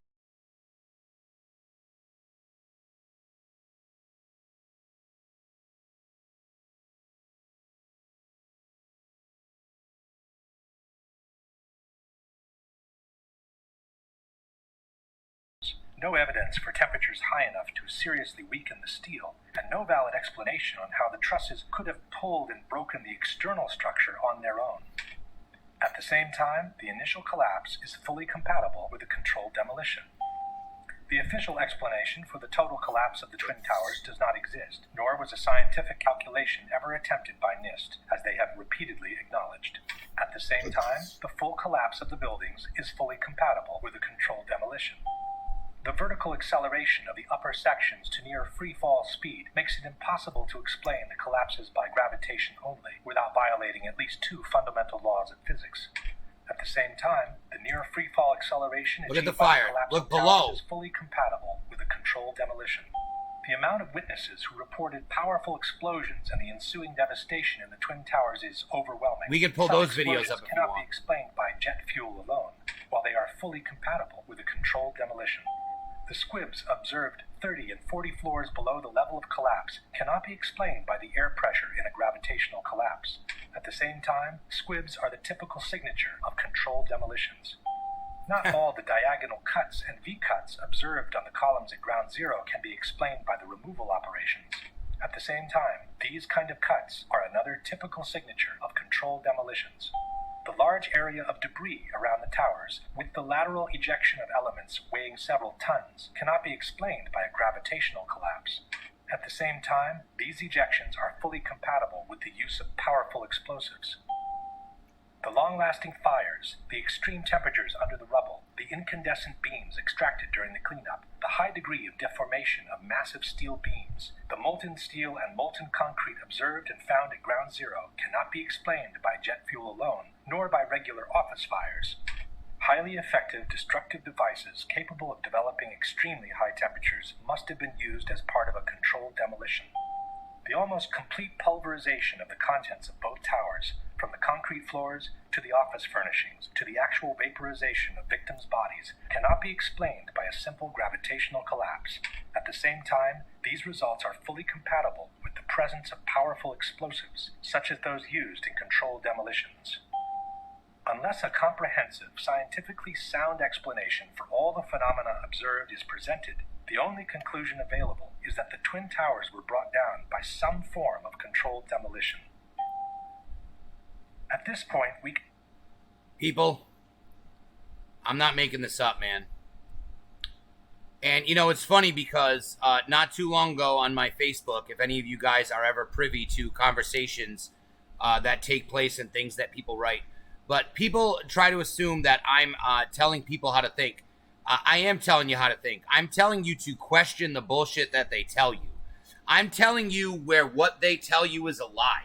I'm not telling you the truth to fill into that lie. I may be telling you what I believe goes in that lie, but I'm certainly more so concentrating on explaining to you where you are being lied to. And people, if there is one thing that you know, it's that if someone lies to you in your life once, they can lie to you again and again. That's why when you have a liar, you don't trust them and you remove them from your life. This is the reason that we do that. And speaking of removing things from our life, I'd like to remove one more mention of our page, BG from the Bottom of the Rabbit Hole. If you could give it a like, give it a follow, share the page, share the video on your Facebook page. Let's increase the discussion here. Let's make sure we get some people. I want to take a look at some comments. Tim McCarthy laughing. Hi, Jay, from Sarah. Tim, when you mute yourself, you mute the video too. I am unaware of that. Now I want to go back and I want to rewatch those videos. I'm very, very upset about that. But I'm glad you guys explained that to me because now I know not to do it. The workers were not there that day and planes empty makes no sense. You're absolutely right. And why weren't the workers there? And why did people receive text messages not to go to work? I am not making this shit up, people. I am not making this shit up. Now let's take a look at the other link that I want to show you, which is basically what that one just did a great job of, which is explaining how and why this is a controlled demolition. At this point, we can summarize the evidence for a gravitational I also want to thank everyone for joining me here today.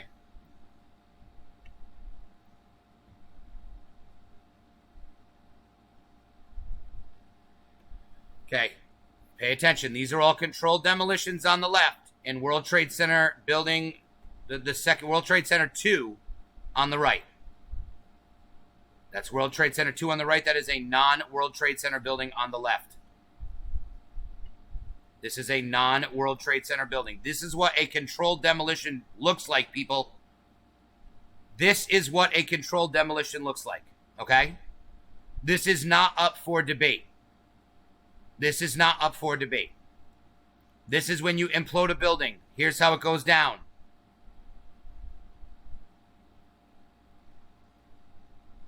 So, I mean, again,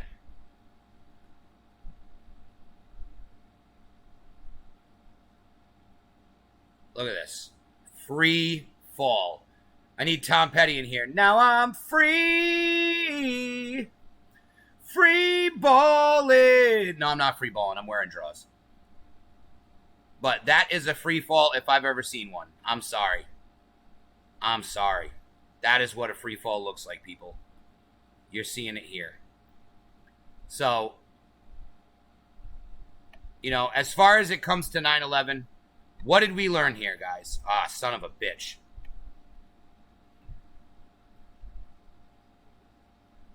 What did we learn here?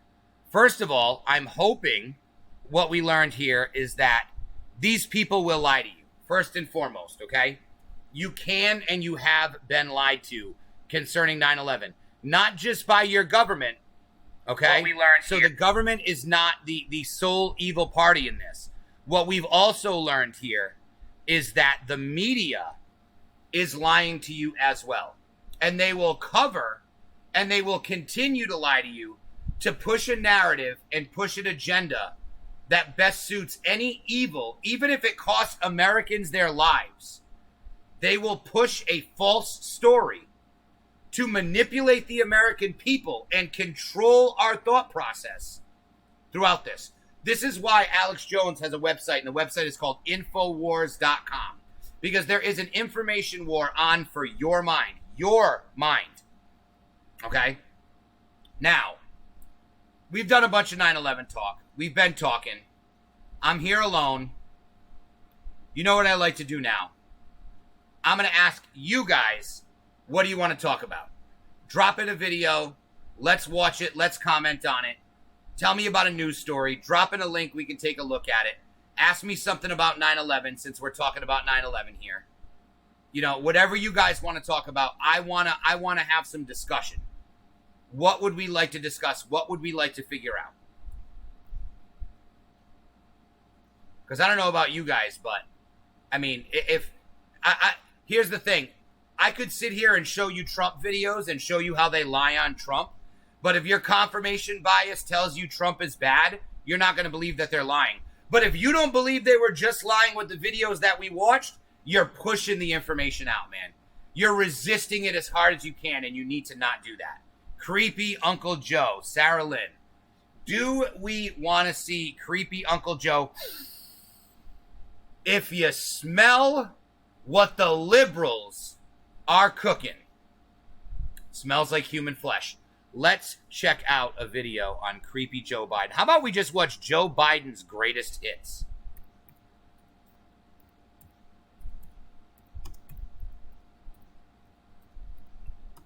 Joe Biden moments. Okay, I want one from like days ago. I don't want one from years ago. And I want a nice long one.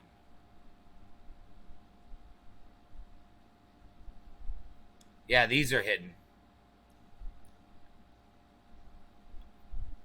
I'm going to show you guys what YouTube looks like. That's what I'm going to do right now while I'm looking for this video. I'm going to show you guys how fucking corrupt YouTube and Google is right now, okay? Because they are so corrupt, dude. This is why I talk about going on DuckDuckGo. Look at this. Joe Biden moments. Funniest moments. Verbal gaffes. But these aren't going to be the gaffes that we want. 5 months ago. We want 2 months ago. We want this. We want to filter. We want to filter. Sort by upload date. Top 10 bloopers and gaffes. Joe Biden funny moments. 1 day ago. Joe Biden's embarrassing moments. Joe Biden's worst moments new. Here we go. Let's enjoy the idiocy that is Joseph Biden. Why don't I... Shit. Oh, I didn't realize how screwed up this has been. How come nobody told me how screwed up my browser was?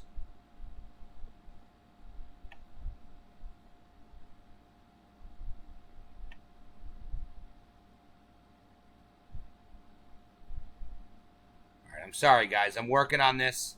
Like I told you, I'm not a pro here at this software, so I'm learning still. I'm going to go like this. We're going to go like this. We're going to go like this. And hopefully this is what I thought it was going to be. All right, Chuck. Thank you very much. All right. It's Chris, but anyway. I just did Chris. No, I just did Chuck. The only African American woman that ever been elected to the United States Senate. A whole range of people. No, my point that's is not true. The other one is here.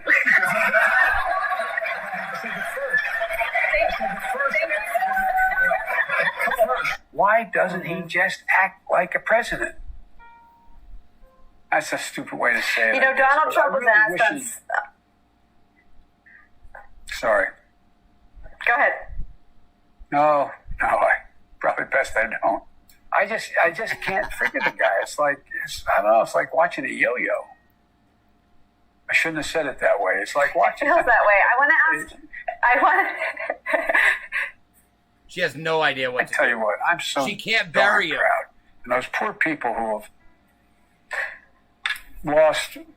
Now, if nothing else, I just want you to imagine what would happen if Donald Trump had showed up on the news and spoken the exact same way. Listen, Donald Trump using 2 hands to drink a glass of water makes national news. Donald Trump getting 2 scoops of ice cream when everyone else gets 1 makes national news. Can you imagine if Donald Trump showed up in a public forum like this newscast here and sounded like an absolutely incoherent buffoon? Come on, man. You got to ask yourself these questions. Why don't they attack him? Why do they attack Donald Trump? It's not about that they do. We all know that the media is biased. We all know. The media even admits that they lean left. You have to ask yourself, why? Why do they have this agenda? Why do they let Joe's absolutely grotesque transgressions go unchecked here But if Donald Trump were to cough during a speech, they would say he had the coronavirus. I don't get this. Anyway, that saves billions of gallons of gasoline. I mean, billions of $2.3 billion worth of, $500 billion in savings and 2-point-something billion metric tons of CO2 going in the air. Because we cannot get reelected. We cannot win this reelection. We can only reelect Donald Trump. Ain't that right? Electric vehicles, in fact, the biggest problem is you can't stop to charge. We should have charging stations along every interstate highway in the country. You pay for it just like you did gasoline. But if you can do that with bicycles in town, and you can put a nickel, I'm serious. You should make sure that we have no one going to jail for a drug offense. They go directly mandatory prison. You should be talking about rehabilitation. Nobody should be in jail for a nonviolent crime. Play the radio. Make sure the television, make sure you have the record player on at night.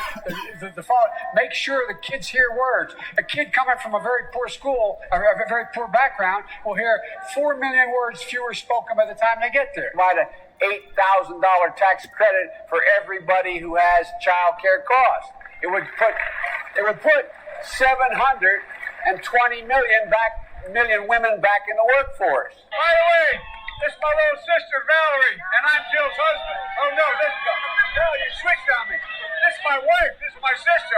They switched on me. Washington, D.C. I'm ready on day one after more than 3 years in office. Why isn't Donald Trump ready? Mr. President, wake up. China is going to eat our lunch? Come on, man.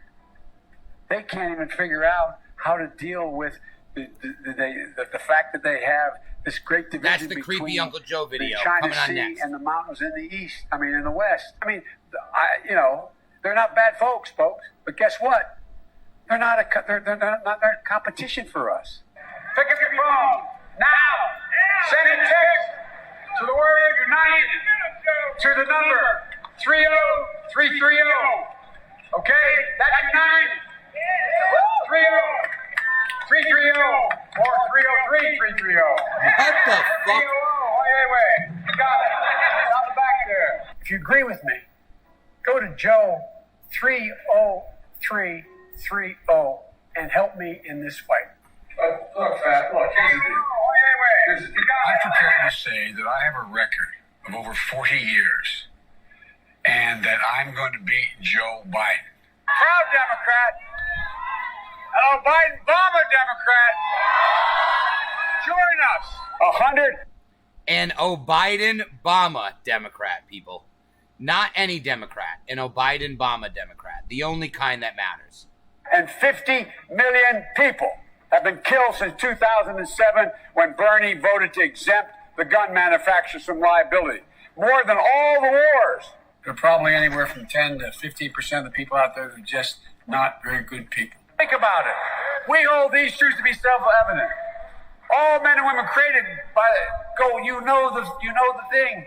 Poor kids are just as bright and just as talented. That's where I check out. You don't even know all men are created equal, dude, and you expect us to believe that you're not a racist? Come on, man. But that's just his mishaps. Why don't we see what Joe does? All right, ready? So what we just witnessed, everyone, is we just witnessed Joe Biden while he knows that he's being watched, while he knows that he's on camera. Let's see how Joe acts when he doesn't think anyone's watching. Washington, D.C. is a tale of two cities, two very different cities. Let me explain. On one hand, there's the city of Justice Thomas, Justice Kavanaugh, Herman Cain. Just as a man is about to ascend to a high position, a woman suddenly comes forward with an allegation of a long ago sexual impropriety. An impropriety that was not pursued long ago. And on the other hand, you have the city of Biden, sniffing Joe Biden. Look at his hands. Documented videos exist of him being too touchy, too often to women. In this city, the allegation of impropriety was reported, and a complaint formally registered long ago when he did it. Now wait, it gets better. In the Thomas Kavanaugh Kane City, there were allegations of improper touching, groping, making lewd comments, referring to his genitals by name. The whole city descended upon them, the hordes of the media, chewed them up one side and down the other. There were demonstrations and marches and all-out internet war. Families were hounded and harassed for lewd comments and groping mostly. But in Biden City, Joe Biden stuck his hand up a woman's skirt and stuck his finger into the most private part of a woman's body. That was outrageous and very illegal. But I haven't seen, and I've been watching for it, but I haven't seen the outrage. Where's I the haven't outrage? seen the demonstrations. The protests are absent. Where's the pussy newspaper hats? and TV journalists seem like their tongues were stolen by the big bad wolf. They're silent. 2 cities. D.C. treated these Republicans with harassment and slanderous comments. And that same city is treating Democrat Joe Biden with soft kid gloves. Just like I said. Two-faced Why? duplicity, forked tongue, whatever you call it. It is separate and different treatment reserved just for Republicans. This two-faced mistreatment offends basic American fairness. America, we are better than this. We properly should expect the deep state bureaucrats, the media, and those so-called equality organizations, all of them, to make decisions and to press for policies based on fairness, not cheap party politics. They should be ashamed of themselves. Unacceptable behavior. Unacceptable behavior. Now, what I want to do is I want to introduce you guys to someone who I discovered not too long ago. Unless you guys have any requests. I mean, how we doing in there? I was just looking at the chat. I'm not seeing anyone. That's definitely the video. If you guys have any requests, anything that you want to play, anything that you want me to talk about, please drop it in the comment section. I'll take this second to say share the video because we're about to get into a doozy. Now, here's what I want you to understand. Here's where I'm going to pivot, okay? I'm not really pivoting, but I'm pivoting on one aspect.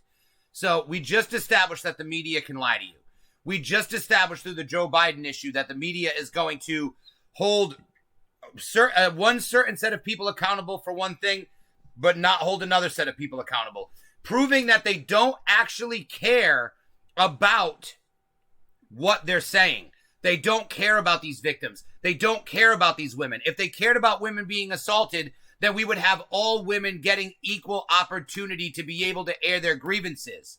But women who accuse registered Democrat politicians don't get those same freedoms and don't get those same olive branches from people and or help from people and don't have that same voice and that platform. That's the word I'm looking for. They don't get that same platform to speak to everyone. So the one I saw was with little girls. Sarah, feel free to find the video and drop it into the comments, and I will absolutely play it. But right now, what I want to explain to you guys, beyond a shadow of a doubt, okay? Because I see now that we're at a point where you can't deny that the media is lying to you. You can't deny that the media absolutely has an agenda. You can't deny that the media will keep the truth from you, even if it will cost American citizens their lives. The media will lie to you. So what I'm going to do right now is I'm going to go ahead and I'm going to play a video from a gentleman who I just recently discovered. He actually makes amazing YouTube videos. So good. He's phenomenal. His name is Mr. Reagan. If you want to look him up on YouTube, you absolutely can. Once you watch the video, you'll realize who I'm talking about. This man makes great videos. He does a lot of what I'm doing, very similar, although he has a professional microphone sitting in front of him, and he knows how to edit a video and put it up on YouTube. and not have to do it live like I'm doing it right now. This is the only way I know how to do it right now, folks, and I'm doing whatever the hell I can to get my voice out there and to get this information out there, because, again, this is literally the difference between life and death. This is freedom of our republic. Our country, as we know it, will die, people. It will die if we do not learn the truth of what's going on. And one of the biggest mistruths that's going on right now is about your commander-in-chief, your president of the United States, Donald John Trump. Okay? So, obviously, if you ask the media is going to tell you, and they have been saying, what has Trump done? Trump has done nothing for anyone. He literally hasn't accomplished anything. He's terrible for America. I want you to think about all of these things, and I want you to think about them impartially. Don't think about on a Democrat platform, on a Republican platform. Think about on you loving the country that you live in and the freedom that you have. You love being able to get up every day in your house and have the freedom to go out and do things. Obviously, COVID has taken away a certain level of freedom by closing businesses. But guess what? That's going to be turning around real quick. We could talk about COVID on another day, but quite frankly, I don't like to talk about stuff that I don't know for a fact. And with COVID, there's so much uncertainty up in the air, and there's so much stuff that people are so unsure of that it's not something that I want to sit here and go and rant and rave about, because all the information we have today, something could come out tomorrow that makes it null and void and completely changes it. But do I think they're lying to us about COVID at this point? Absolutely yes. Do I think the disease is real? Absolutely yes. Has it killed people? Absolutely yes. Is it contagious? Absolutely yes. Do I think that the entire economy needs to shut down? Absolutely not. Do I believe that people should be allowed to run their businesses because the effect on the economy is far worse than the effect on the population as far as the amount of people that are dying from this disease? Yes, I believe the economy should open up. Do I believe that masks are absolutely necessary? No. Do I believe that they can help? Yes. Do we understand how they can help, or even why they would? Do we fully understand how the disease spreads? We don't, actually. Did the World Health Organization come out and say that they believe asymptomatic spread to be something that's not happening? Meaning that if you're positive for the virus but you don't have symptoms, you cannot get people sick? Yes, they did, about 5 days ago. Do we trust the World Health Organization? I'm not so sure. Do we need American scientists to do these studies? Yes. Are they doing them? I don't know. So until we get those results, I really don't have too much to comment other than what I just did, because that's what you do. You ask questions. And when you get to the point when you're asking questions and you say, we don't know, time will tell, all we can do is speculate. But the bottom line is we better not have to vote by mail, because then that's going to screw the election up, because they're using mail-in votes to rig the election. We could play some Project Veritas videos if you want to watch people admitting to going to Trump rallies and intentionally causing violence to make Trump supporters look like violent, angry people. We can. If you want to watch Project Veritas videos with people from Democrat super PACs admitting that they use mail-in voting and bus illegal aliens to voting polls to vote under the names of dead people, we can watch those as well. And just drop a line in the comments if that's what you want me to put on next, because I absolutely will. But for 1 second, I want to explain how you're being lied to about Donald Trump and all the amazing things that he's done. But I'm going to let a gentleman here named Mr. Reagan explain it to you. Do I approve of President Trump? What do you guys think I'm going to hit? Well, I'm going to hit nothing. Trump is awesome. Mr. Reagan. 75 historic Donald Trump achievements.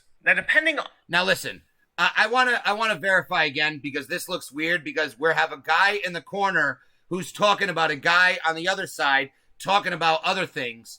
But I could sit here and tell you all these things, but this gentleman already made an amazing video and put it together really well with evidence and certain different things showing, laws and things. You'll see as it's about to play. He's already done the work and put it together. It's a tool. I'm going to use it. Just like if this was a classroom, the teacher could teach you everything that's in the textbook, but they still make you have a textbook in front of you because it's a learning tool. And that's what this video is going to be here today. So let's take a second and let Mr. Reagan talk. If you dispute anything that he says and you don't believe what he says to be true, feel free to put it in the comments. We can research it. Okay? On how you count them, Trump has had hundreds, maybe even thousands of astonishing achievements since taking office. When your liberal friends tell you that Trump has destroyed the country, refer them to this video, or just memorize a couple of these amazing accomplishments. Now, the first two, I want to... Now, really quick, too, I just want to jump on these comments. Sarah, I'm assuming that this YouTube link that you sent in is the link for the Creepy Joe video where he is touching little girls, and that is going to be the video I play next. Jay Richter, Project Mockingbird. We absolutely can get into that in the CIA and their declassified experiment of making sure that CIA operatives are able to get all over the news media and take over the news media to push the agenda of the CIA. Also know that the CIA secrecy is so great that President Trump himself is not able to have access to what the CIA is working on. Rob Jr. wants to know about Area 51. Area 51 is great, and we could talk about Area 51, but again, I'm going to be honest with you, because I'm not an expert on Area 51, and a lot of Area 51 is unanswered questions. We could talk about it, but for me to sit here and speculate and tell you that I know one thing versus I don't know another thing is lying to you. And I like these videos to be me sharing truthful and honest information with you and actually explaining things that I know and that I've learned that most people don't know. Area 51 is something that we all can equally speculate on. We all can equally look into, and we all can equally contribute to the conversation, because when it comes to Area 51, the only thing that's for sure is nothing's for sure. But when it comes to things that are real life, real world happening in this country right now, I'm trying to talk about things that I know about for facts. So it's a great suggestion. If everyone wants to chip in through the comments, obviously I'm going to read them, so we'll have to talk about it to a degree. But I'd rather stick more to stuff that I know and that I'm an expert on, so I'm not sitting here talking out of my ass. Because again, like this started, as you could see if you've read on my Facebook page, people like to say that I'm talking out of my ass. People like to say that I think I know everything. I'm telling you I don't know everything. People like to say that I'm trying to force opinions on people, or I'm telling people, I'm not telling you anything other than to think for yourself. Right here, what I'm about to do is present a list of Trump's accomplishments that cannot be disputed. He's actually done these things. There is legislation and there is real life documentation to show that every single one of these things is in fact true. And let's go ahead and take a walk down this video, and we'll stop. If there's something that needs to be discussed, we'll talk about it. Point out are general ones. Trump has incidentally accomplished two amazing things in office just by being Trump. First of all, Trump has exposed the fake news media. Trump exposed the mainstream media as the biased, partisan hacks that they are. Now, the news media has always leaned left. They've been leaning more and more left over the years. Recently, they've done away with journalistic ethics completely, and they started shilling totally for the left politically. Until Trump emerged as the 2016 Republican candidate, however, the mainstream media was still trying to hide their extreme bias. After Trump, though, their bias became so transparent that reporters now openly acknowledge that the mainstream media is completely biased to the left. More importantly, the media will do anything to promote their leftist agenda, even lie blatantly to their audience. Most Americans don't really care that the media leans left, but it does care about being lied to. And every time the left-wing media is exposed for actively trying to deceive the American public, more and more people wake up. They get red-pilled, and they shift to the right politically. So Trump has achieved a lot here, but in truth, he couldn't have done it without the help of the fake news media actually being the fake news media. Secondly, Trump has inspired many Americans to take an active interest in politics. Trump is divisive, as the media keeps telling us. But that's not really on him, though. Trump is divisive because the fake news mainstream media lies to their viewers about him. Honestly, Trump would be the most unifying president in history if the media were honest about him. Two things I want to say. That is the absolute truth. And that is a huge part of me doing these videos. Because again, if everybody actually understood what was going on, and you understood why you were being lied to, and you understood who the bad guy actually is, because a large part of ideological subversion is making you think that your enemy is your friend, while also making you think that your friend is your enemy. That's what creates the backwards world, backwards thinking clown world that we live in. That's why people say, what is this, clown world? What is this, backwards world? Yes, it is backwards world, because they've convinced so many people that their enemy is their friend, meanwhile convincing them that Trump, who is our friend, is our enemy. Now, to get to Rob, his girl wants more Pizzagate. When will be the next time you guys will show videos on it? You know what I'm going to do? I'm going to announce it right now. If you want to take a second while I'm saying it to share the page, share the video, tag someone in the video, get them in here, get them talking.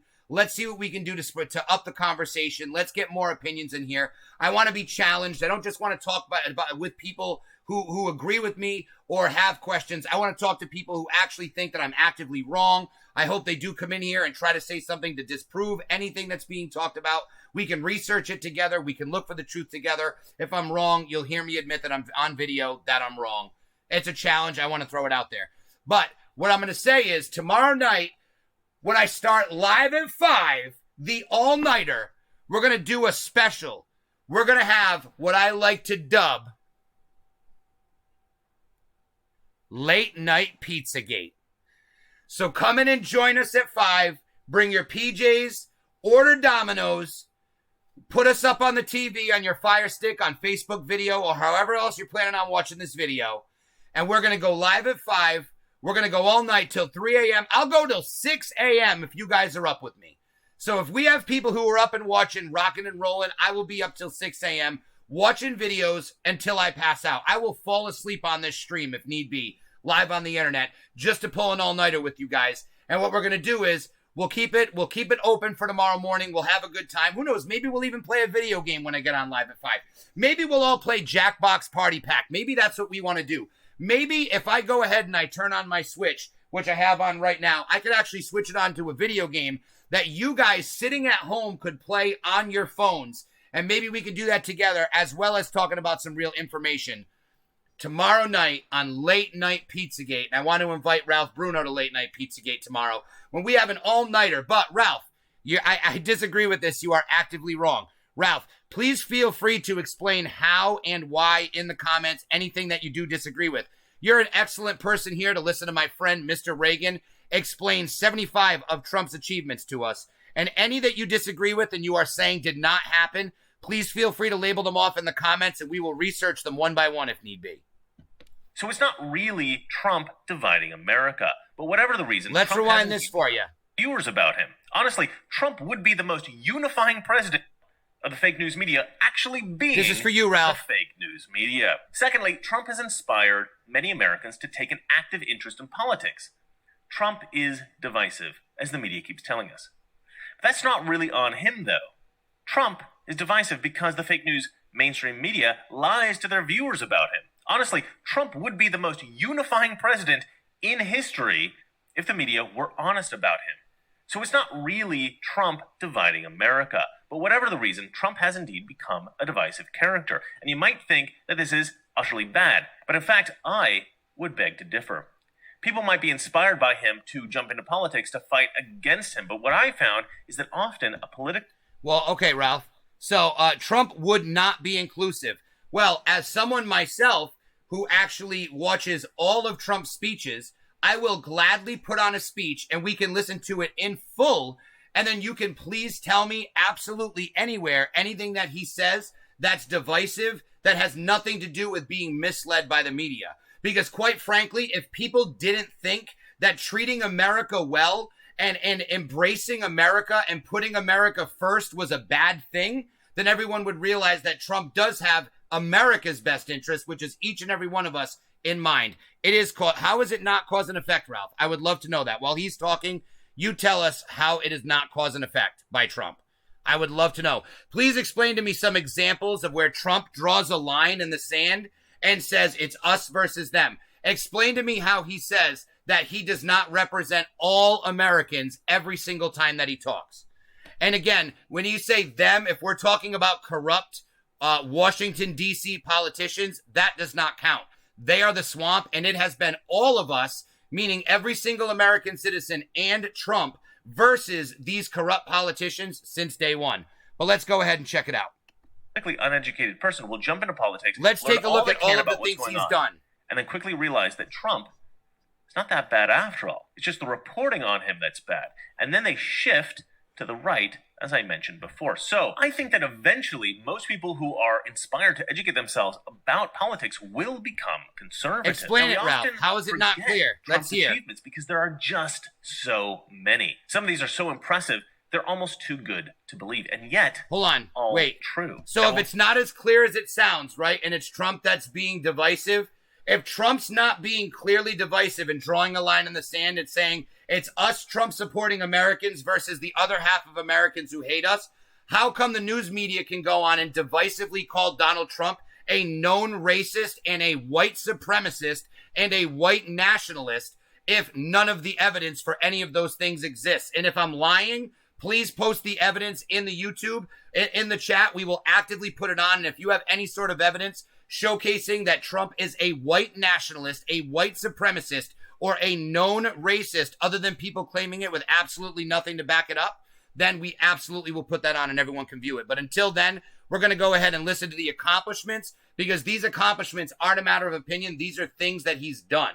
Some of them, maybe if for some reason, like you think that Space Force is a bad thing, then you would say, I think that's a bad thing. But you don't naturally think it's a bad thing. You think it's a bad thing because someone told you to think it was a bad thing. Because creating a new branch of government, creating a new branch of the military, especially to deal with space, which we haven't been doing, is an excellent idea, and it's only going to help us. We'll get into all of this in one moment, but first, I have to sell you something. Here we what go. happens to our economy if Joe This is what conservatives and have savers to do. alike Because to the markets to conservets recover can't get after ads like wait regular for a people. They recovery? get demonetized, On so most they have to accounts, sell get fucking more metal precious exchanges. metals. Mostly Orion, precious you get more metals precious and shit for your accomplish health. so many things that Marxist philosophy of the left really would destroy the country.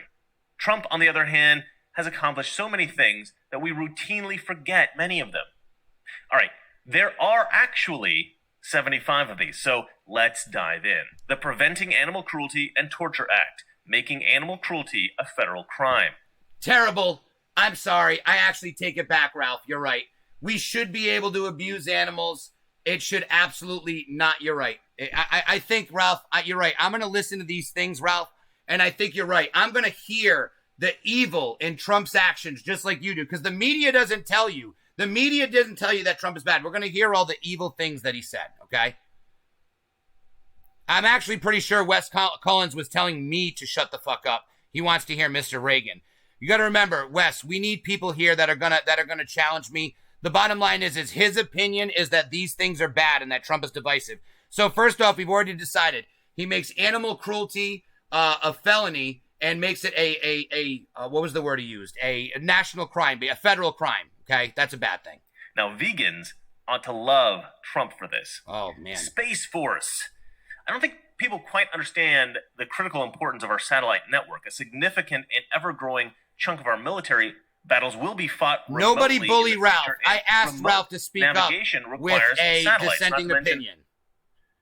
Nice. Listen, hey, I just want to say, let Ralph say whatever he wants. Let him talk his shit. If he wants to criticize, listen, we need criticism. We need criticism, but we're gonna ask ourselves in a realistic way. Okay.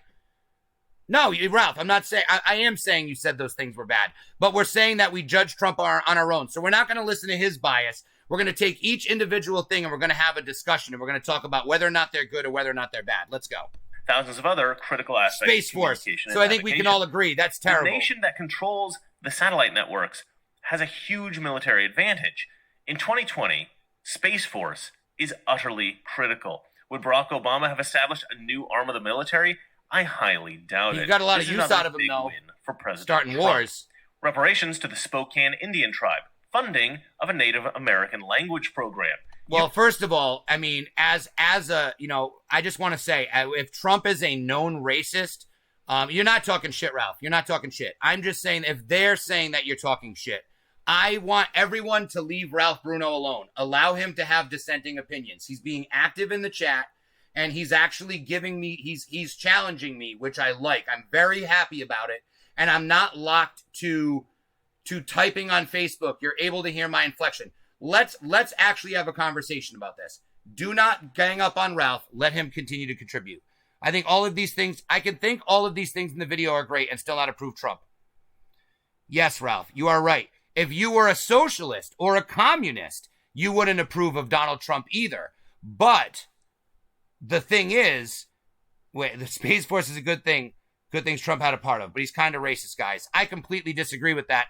And if you want to go on Trump is racist, then I can shut this video off right now. And I have a perfect person that I was dying to talk about. I was saving it for tomorrow night for the all-nighter, which is going to be right here from the bottom of the rabbit hole on the page, live at 5, going all night till 6 a.m. But We were going to listen to a little bit of Larry Elder, one of the greatest minds that I've ever listened to speak. Absolutely phenomenal. But I want to go back to what Ralph is saying, which is that obviously he can think that all the things that Trump does and still not approve of him. Of course, Bernie Sanders wouldn't approve of Trump. Marxist communists, Hitler wouldn't approve of Trump. Che Guevara wouldn't approve of Trump. You're allowed to not approve of Trump. But if you love America and you love the Constitution and you understand on a fundamental level how important it is to protect the Constitution, you need to show me one video of Trump saying Black Lives Matter. He does. He says Black Lives Matter. Well, I don't know if he said Black Lives Matter as a terrorist organization, but they're working with Antifa, which is the terrorist organization. And just because Trump doesn't say Black Lives Matter does not make him a racist. Because quite frankly, they are an organization. They are a political organization. I know this myself because you could take a second and we're going to do it together to go on the Black Lives Matter website. And when you go on the Black Lives Matter page, what's going to happen to you is that you are going to see that it is a political donation. So for instance, when you go and you make a donation to St. Jude's Hospital, there are no restrictions on how much you can donate or what you can donate. You are free to donate whatever you'd like, just like when you put money in a UNICEF box. But when you make a political donation, there are rules and laws that come along with it. And the Black Lives Matter website has all of these applicable laws, meaning that when you donate to Black Lives Matter, you are donating to Democrat politicians. The name of the company that takes their donations is, I believe, Act Blue. But we'll take a look at it in a second. First, let's listen to a few more things that Trump has done. U.S. recognition to the Little Shell Tribe of Montana. American Indians have got to love Trump for this. Funny that you don't hear that much about it, though. You know why? Because Republicans don't do things in order to get votes. We'll prove it together, Jay. Because American lives matter. I like that, Raymond. Though violent crime Spanish lives matter. Nobody says that. Nobody says white lives matter either. Correct. Take it to the extreme, Ralph. He knows. Show me one video of Trump saying Black Lives Matter. He doesn't need to. Democrat politicians let all the violent criminals out of prison, and Black Lives Matter decided to go on a friggin' unrestricted I thought you were going to have live debates. We are. Democrat-controlled cities, but otherwise, Trump's on. presidency reduced violent crime. Trump made Thought you were going to have live debates. Debating with comments doesn't work that well because you can frame everything you say and lay a BS foundation for the conversation. Ralph, the conversation that you're trying to have is that Trump can do good things, but you can be convinced that what he says is mean. And what you're saying to me is, I don't have any videos to back up what I'm saying. I'm not going to give you one example of what he said or what he did that I don't approve of, but I'm telling you that I don't like what he says. So I understand where you're coming from, but maybe he cares more about himself than all of the above. I'm not for the left or the right, and I stand for the Constitution and the Bill of Rights 100%. All right, but if you believe that he cares more about himself than all of the above in the Constitution, provide me of an example of this. Prove this to me. Give me the information that you have that makes you feel this way, and we will review it. Everyone that is contributing right now to this conversation is contributing opinions about things that are based in something that I'm telling you is not true and that I have debunked. If you have information that goes counter to what I'm saying, then absolutely provide this information in the comments and I will play it in a video. I will go to the website that you're referencing and I will put it on the screen. I will read it out loud and we can discuss it.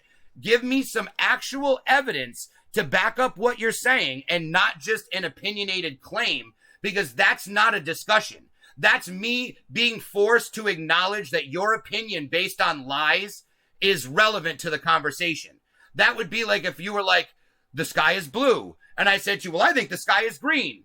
You're not going to look at me and go, well, okay, we can agree to disagree. Not really. So if you're claiming something that I'm telling you is not true, which is how this works, you're telling me that Trump says mean things. JM Bama, you're claiming that he's a racist. Please bring it in the comments. And then for any piece of information that I have, I'm going to have someone who's smarter than anyone in this room. Oh, no, you were trying to derail the convo, Ralph. I asked you to derail the convo. I asked you, I said, give me some dissenting opinions. And that's exactly what you did.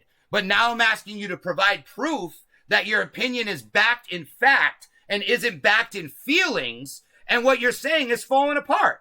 Because I can show you on my end video after video of how Trump is not a racist. That's the issue. So again, don't try to come at me like I'm framing something in a certain way. I'm not going to acknowledge an opinion based off of incorrect information as potentially real when I've already debunked it. And because there's so much information out there, I could do a 3-hour video alone on debunking every single piece of misinformation that's come out about Donald Trump. I know this because I do it every day. Every day a new piece of information comes out, I have to go ahead and do the research and be like, what actually happened? What did Trump really do now? Let me see what this law really means. And every single time I find out it's for the best interest in the country, it's for the best interest of nationalism, and most importantly, it is anti-globalist. Every single time he does something. Anti-globalism, pro-nationalism, and watch these actions because these actions are going to prove my point even more that every single thing he said empowers America to be more successful, empowers Americans to be more successful. Rami, get them CNN articles ready. You know he's going to look for articles from anywhere else other than CNN because he knows he's going to be called on that. But he's going to find the story on CNN and then he's going to find the article somewhere else saying the same thing. It doesn't matter who writes it, Ralph. I'm going to read your article. I'm not even going to look for a different one. I'm going to look at your article. I can't wait for this to happen. I'm a pro at this, dude. This is what I do. I'm going to look at your article. I don't even need to do counter research. Whatever it is that you want to present to me, bro, I'm going to look at your shit. Your shit. The only thing I'm going to do my own research on is if they quote him in a video, I have to watch the video that they present, and then I have to watch the newer video, the unedited video, with about 4 to 5 minutes before and about 4 to 5 minutes after. Other than that, I can read. No, I'm not making assumptions, Ralph. I'm not making assumptions. I don't know where you're going to get your videos from, where you're going to get any information from. If you're going to write down a list in your own words, I don't want to do that. I hope that you join us tomorrow night for the all-nighter starting live at 5. Tomorrow night, we're going to go as late as I can go. I'm going to be here by myself. I'm going to be here in my PJs. We're going to be going up all night. That was a Rhonda Shear back in the day, Up All Night on USA Network, if you guys remember that. But you're right, Ralph. You can't research and watch at the same time. So that's correct. So what we'll do is we'll allow Ralph to be exposed to our information, and we'll see what we're discussing here. And then tomorrow night when Ralph comes back, he can come with his counter argument, and then that's what we'll do. So how does that sound? I think everybody agrees that sounds like a great idea. Okay, I'll write great idea. You guys tell me how you feel. Great idea. Give it a thumbs up, thumbs down. That what I'm great ideaing on is, Ralph, continue to watch, expose yourself to this information, take it in, soak it in, and then go do your research to counter everything we're talking about, because you're coming in here to call me a liar, and you don't show up to a gunfight unarmed. So if you're going to come in and call me a liar and tell me that I'm wrong and tell me that this information that we're talking about is incorrect, I'll give you a day to know what we're talking about, and then I'll give you a day to do your own research and get your information together. No more picking on Ralph. Ralph, continue to comment and say whatever you would like. Thank you for joining us tonight, buddy. I really appreciate it. Of all the people that do come on Facebook and like to disagree with me, Ralph is one of the much more respectful, and he definitely tries to attack my words and definitely tries to not attack me personally. If you saw him do that here in the comments or elsewhere, we don't need to start a fight about it. He's less bad than others, and I appreciate Ralph Bruno being the dissenting opinion here. It takes someone who is very brave to want to come up and have a conversation about this, especially with me on camera here in front of everybody. So, Ralph, I appreciate it. Thank you very much. I'm glad you're here as well. Let's put this video back on so we can all talk about it afterwards. See, Ralph? Just you showing up, buddy. Just you showing up. Look at what you... Woo! What's causing all this? Looks like Ralph Bruno and a little bit of free time. So, we do love Ralph. Ralph's a good guy. You got to see, if you guys want to be friends with Ralph and check Ralph out, Ralph loves to live stream with his family. He's an excellent singer. He has a beautiful family, a lovely wife, children. He plays the piano fantastic. I'm putting you on the spot, Ralph. He has a great singing voice. Ralph is a tremendous human being, and I appreciate Ralph disagreeing with me because you can disagree without disrespect. Disagree without disrespect. Remember that. Okay? Now, let's go back to what this guy's talking about. Oh, and I'm not on the right thing. Technology, guys, is not my forefront. It is, but it's not. Canadian hemp legal. Okay. Trump's EPA legalizing fixed the water infrastructure problem in Flint. Remember when everybody was losing their minds because Flint, Michigan's public water was utterly contaminated? That was all I didn't know over about the this news. till today. Yeah, so Trump's EPA fixed that. What? You didn't hear about the fix? Well, of course not. Why would the mainstream media cover any Trump success ever? You'll always hear about the problem, never Trump's successful resolution. The U.S. is now the #1 producer of crude oil in the world. Why? Because of Donald Trump. Trump signed a law giving pharmacies the legal right to properly advise patients on how to save money on prescriptions. No joke. Probably didn't hear about that one either. Trump signed FOSTA and SESTA, laws that help fight sex trafficking. Trump provided airport spaces for breastfeeding moms. Last November, the 25% lowest paid Americans got a 4.5% income boost because of the Trump economy. On average, corporations have increased entry-level pay because of the Trump economy. Okay, now real quick, as everyone is so excited in the comments, and I am too, let's take a second to read some, shall we? Because I know that's why you guys want to do it.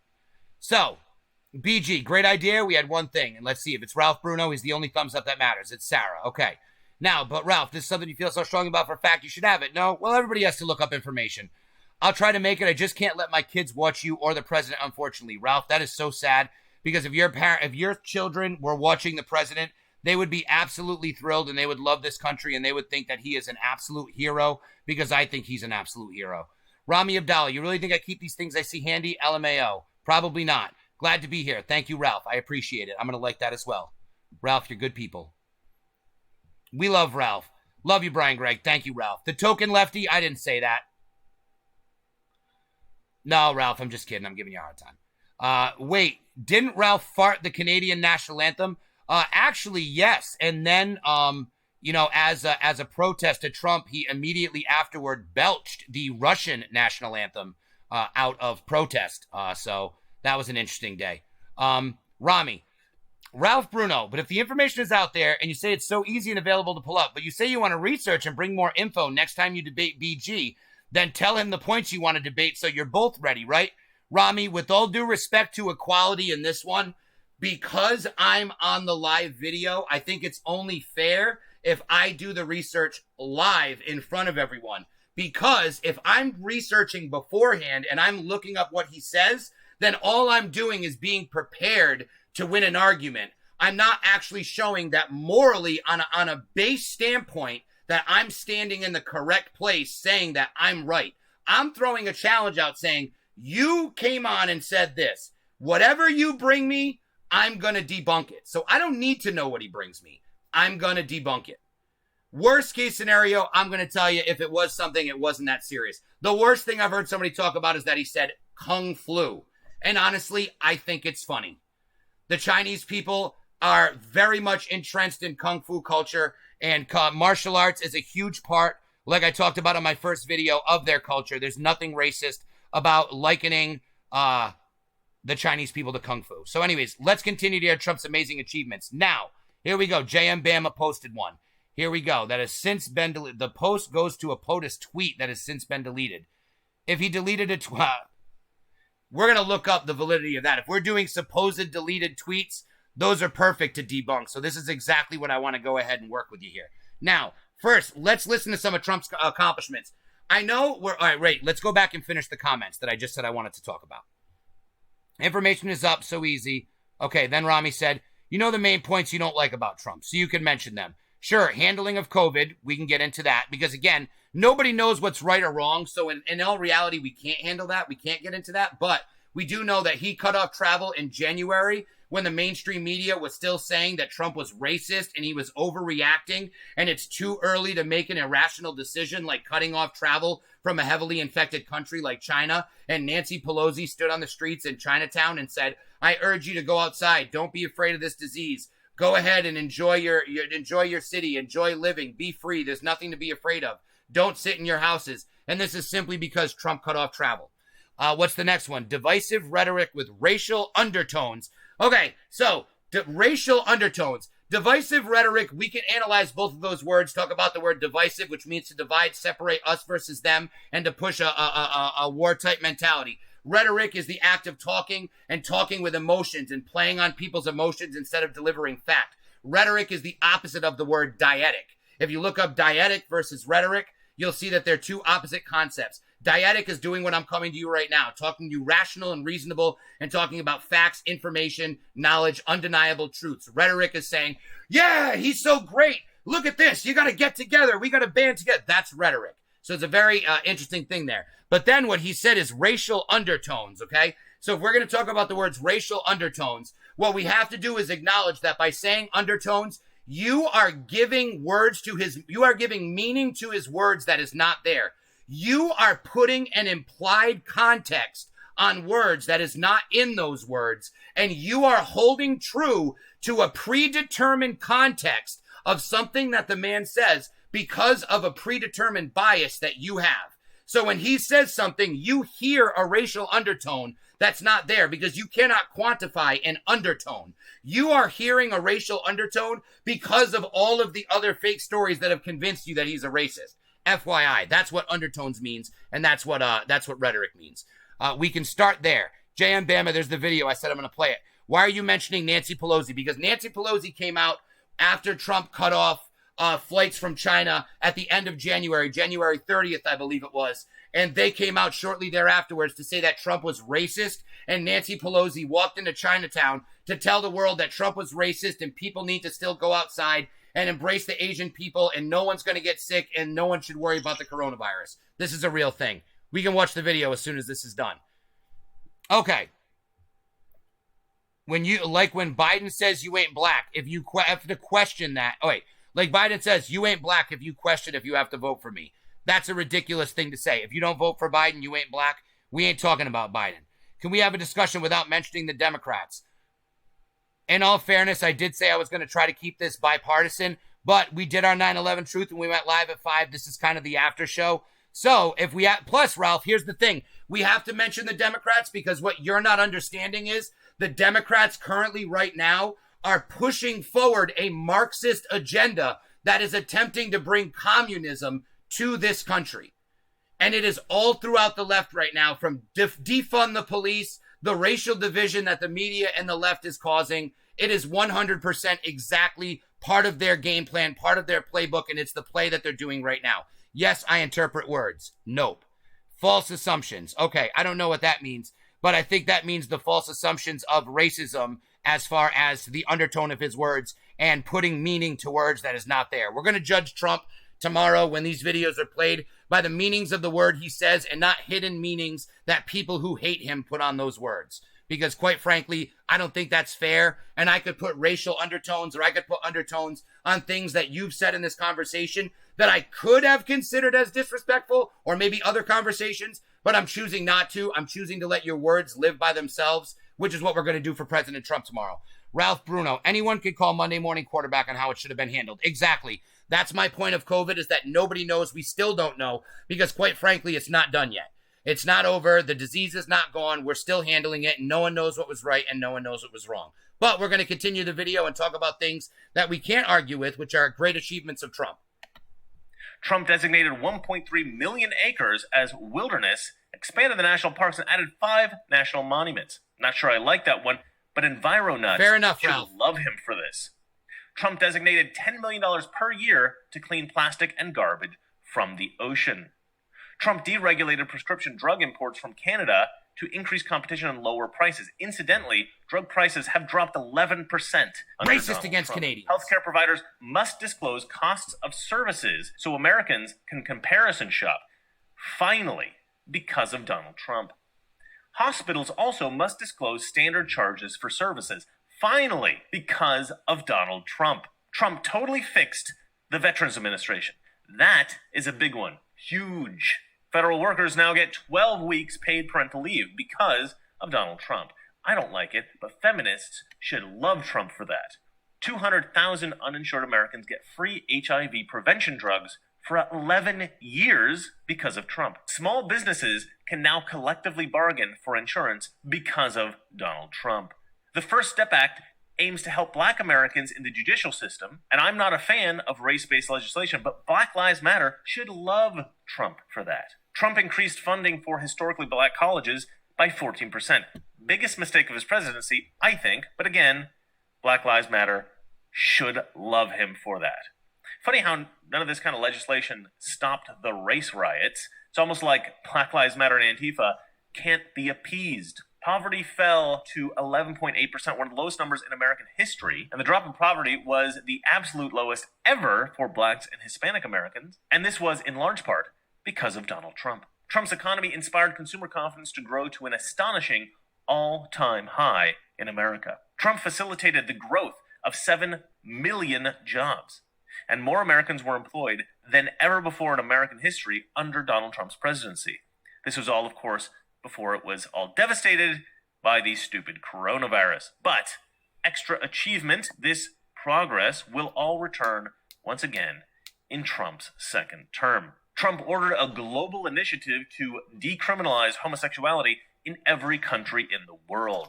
The gays gotta love Trump for that. Trump increased funding for school choice by $42 million. And Trump signed legislation to allow families to use 529 college savings plans for elementary and secondary education.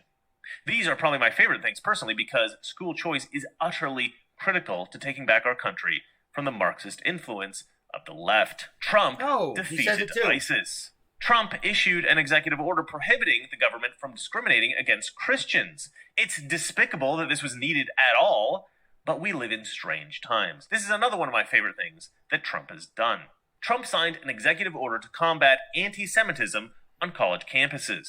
Jewish Americans should love Trump for this. Trump halted all U.S. tax money to international organizations that fund or perform abortions. Trump imposed sanctions on Marxist Venezuela. Trump signed a new, excellent trade deal with South Korea. Trump signed an improved energy export deal to Europe, the withdrawal from the potentially disastrous TPP deal.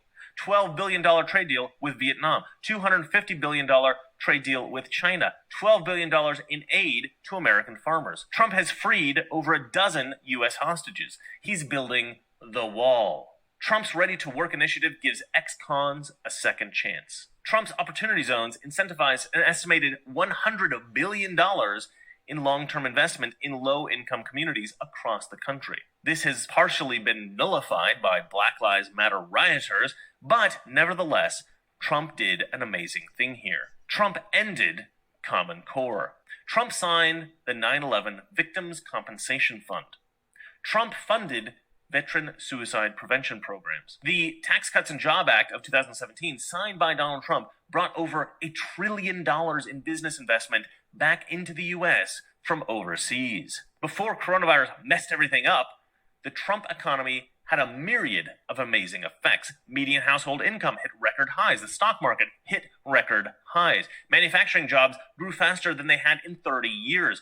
Americans had the lowest unemployment rate ever recorded. Black unemployment, Hispanic unemployment, and Asian American unemployment were all at He's racist, Rami. He's not just terrible, he's racist. Women's unemployment He's awful, was at anti-American. a 65-year low. It's Youth all, he's unemployment selfish, was at a Rami. It's all for 50-year himself. low. Trump deregulated more than any other American president ever. That's another favorite of mine. Trump signed a welfare reform bill requiring able-bodied adults to look for work if they're on welfare. The FDA approved more affordable generic drugs than ever before in history under Donald Trump. Medicare reform has stopped hospitals from overcharging low-income seniors, saving hundreds of millions of taxpayer dollars. Trump's right to try legislation provides terminally ill patients with access to experimental treatments. This one is truly amazing and absolutely wonderful. $6 billion to fight the opioid epidemic. Opioid, that is a difficult word to say. The U.S. became a natural gas exporter for the first time since 1957 under Donald Trump.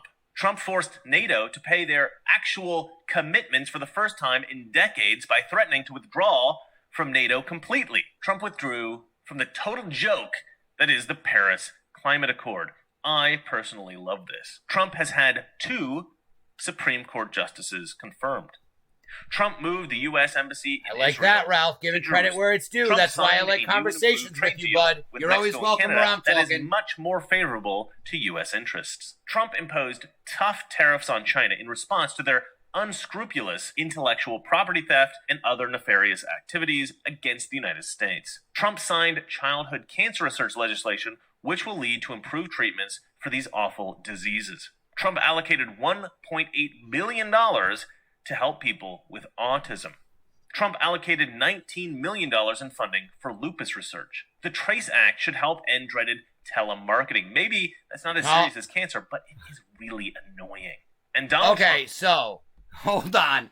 We're all going to laugh now. Okay, so me and having some former coworkers in here who all worked in an industry where telemarketing was a very important core part of the business, I will concede and say that his actions, while maybe being popular to some people, have certainly hindered business when it comes to businesses that rely on telemarketing for their business to be profitable. So I will say, and I will concede that maybe that, although I don't think it was selfish, I think that's caving into public demand because so many people hate telemarketing, even though it's not illegal, that putting more regulations on it and making it more difficult to do makes it harder for businesses who use that type of marketing to be successful, which could be considered not a positive. So, again, admitting what it is, a bunch of us here worked in telemarketing places.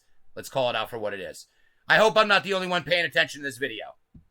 Trump did this stuff, all while deep state actors were working against him, while the mainstream media lied about him daily to the public. He doesn't, and during Rami. an illegitimate investigation. Hold on. Hold up. We'll rewind that for a few seconds. But, Rami, to be honest with you, he actually has said that. That's been his stance the whole time. Even going back to the first interaction political that me and Ralph had on Facebook on the Jen post involving Sean, where even he says that it's okay to like the president, but say that you don't approve of the way he acts, which I refuse to do because I like the abrasiveness.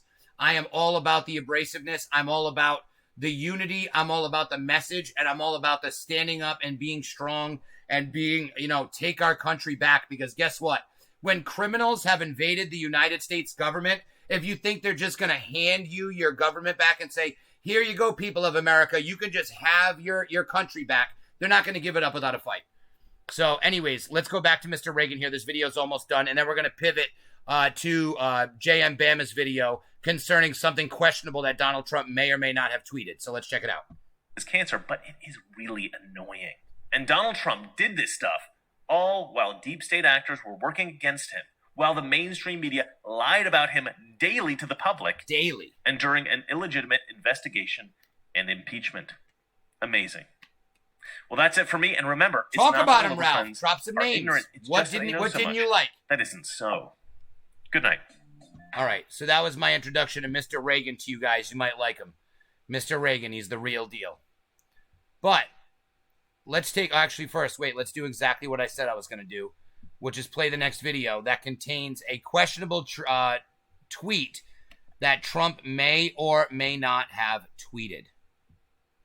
I say this because, again, I have not seen it, and I don't judge information until I've had a chance to go about it.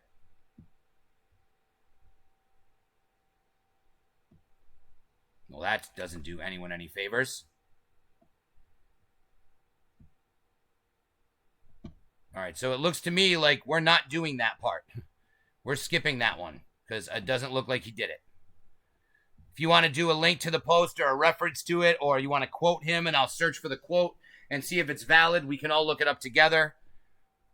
We can do the research right here. All right, so let's go back and read some of these comments, okay?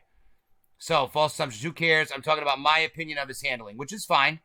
Ralph Bruno, any Monday morning quarterback. Okay, let's acknowledge the Dems are bad and talk about my opinion of the facts presented, which is what we're going to do tomorrow when you get your shit together like you said you wanted to do. The gays got to love him for that. It was funny that he said that. I mean, Trump did something very good there, which a lot of people don't talk about. There are a lot of countries that truly do oppress homosexual people all throughout the planet. Still to this day in 2020, throw gay people off of roofs, stone them in certain countries. I'm sure you're aware of which ones I'm talking about. And the fact of the matter is, if we're going to go ahead and create an initiative and put effort and government resources into that, that's something that I do approve of because, quite frankly, I don't think that's right. I also don't think that there are also some countries where women don't have equal rights and are told what they have to wear, how they have to behave. Women aren't allowed to they aren't allowed to drive cars They aren't allowed to go into buildings in certain places. I've seen signs in other countries that says women not allowed inside. Ask your driver to come inside and take your order for you. I mean, crazy stuff. And, you know, he's fighting a war against that. Ralph Bruno, Bill Bettini. I don't know if he's coming here, but I'm assuming that he is a Trump-hating friend of yours that you want to put his skills up here on display for everybody, and I appreciate it. I welcome you. Hey, Bill, if you're in the room. Rami Abdallah, sounds like a terrible guy. He was talking about Trump and all the amazing things that he did. Anyone hiring? I need a good job. Unfortunately, I'm not. This is what I'm doing, and it ain't paying me a dime. Kudos to Trump on jobs and deregulation all the way around. 100%, and that's legitimate, and I appreciate you, Ralph, for being honest and realistic about it. Childhood cancer help. What a piece of shit. Absolutely right. And he's racist, too. Don't forget. It's racist because everything, I don't know, did he do, just correct me if I'm wrong here, guys. Were there any laws that he passed or any regulations that were racially unbiased? And if they were racially unbiased, were they racially unbiased in favor of white people? If there is, drop it in the comments. We can talk about it. So, Ralph, just say you don't like the way he carries himself. I read that one already. Jay Rick, I remember you got that telemarketing job near the airport on the second floor of a building near Airport Road. Yes, extended stay America, and it sucked. I said a few things I don't like Rami. Now, if we had a comma there, you and Rami would have beef. I said a few things I don't like Rami. Don't say that, Ralph. We're going to be nice to Rami, just like he's being nice to you. But you didn't put in a comma, and I just talked about how terrible it is to imply meaning of words that aren't there. But isn't it interesting, the inflection that you can give words and the power that you give words out of context? I'm sure it's never happened to President Trump, though. He posted that I seen it on his page. He claims he didn't hear this problem with it. Oh, is it if it's the guy screaming white power? Yeah, again, I saw that as well. The video, first of all, he didn't tweet it, he retweeted it. Someone else made the video. Someone else edited the video. A person who does not work for Donald Trump is also not Donald Trump. Said it in the video, and Trump retweeted it. He probably watched it on his phone. I don't think he watched it and said, did he say white power? Let me retweet. That didn't happen. That didn't happen. And he wouldn't have taken it down if he stood behind it. Because everything that's still up, he stands behind. So again, it is what it is. It was an honest mistake. But if we're going to hold him accountable as to his mistakes, then by all means, blindly hold him accountable to his mistakes. Let's just make sure we do the same thing to Biden. Anyways, so what's next? What's up, Kenny Costa? Ralph's in the house saying what up to Kenny. Yeah, let's get to tweet. Exactly, but there was no tweet. White power tweet. We figured it out. We just talked about it. My man Ralph, hope all is well. I'll find it. I already know about it. I'm well aware. Are we going to talk about tweets? Can we gather the intelligence to understand the PR teams handle Twitter for the most part? Exactly. And like I said, and I'm going to be very specific about this again, this was not a tweet designed by Trump or the Trump team. This was a tweet done by a third party. It was merely retweeted by the president. May I also add in that he retweeted a GIF from WrestleMania 25, maybe, when Bobby Lashley wrestled Umaga in a hair versus hair match pitting Donald Trump versus Vince McMahon. Although Vince McMahon had a CNN logo over his head, and Donald Trump proceeded to smash the CNN logo and brutalize the CNN logo, Vince McMahon, on the ground. He didn't make that tweet, guys. Someone else made that tweet. He stole it and he tweeted it. I just want to add that in there. Okay, so if we're going to talk about tweets, McKinney says Trump didn't hear the man yell, white power. Pull it up on YouTube. I heard the man yell white power. I mean, I don't think it's up for debate, but we absolutely can go ahead and do it. He only posted it because he has taken a big stand in helping the retirement community. Okay, so let's go ahead and let's look at it because, again, I'm an equal opportunity person here. If we're going to watch something, I tell everyone, post it in. I'll watch it. I'm not going to pick and choose. Not going to start now anyways. If I had hundreds of comments, maybe I would. But we're not going to start today. Oh, son of a bitch. No, I did the right thing.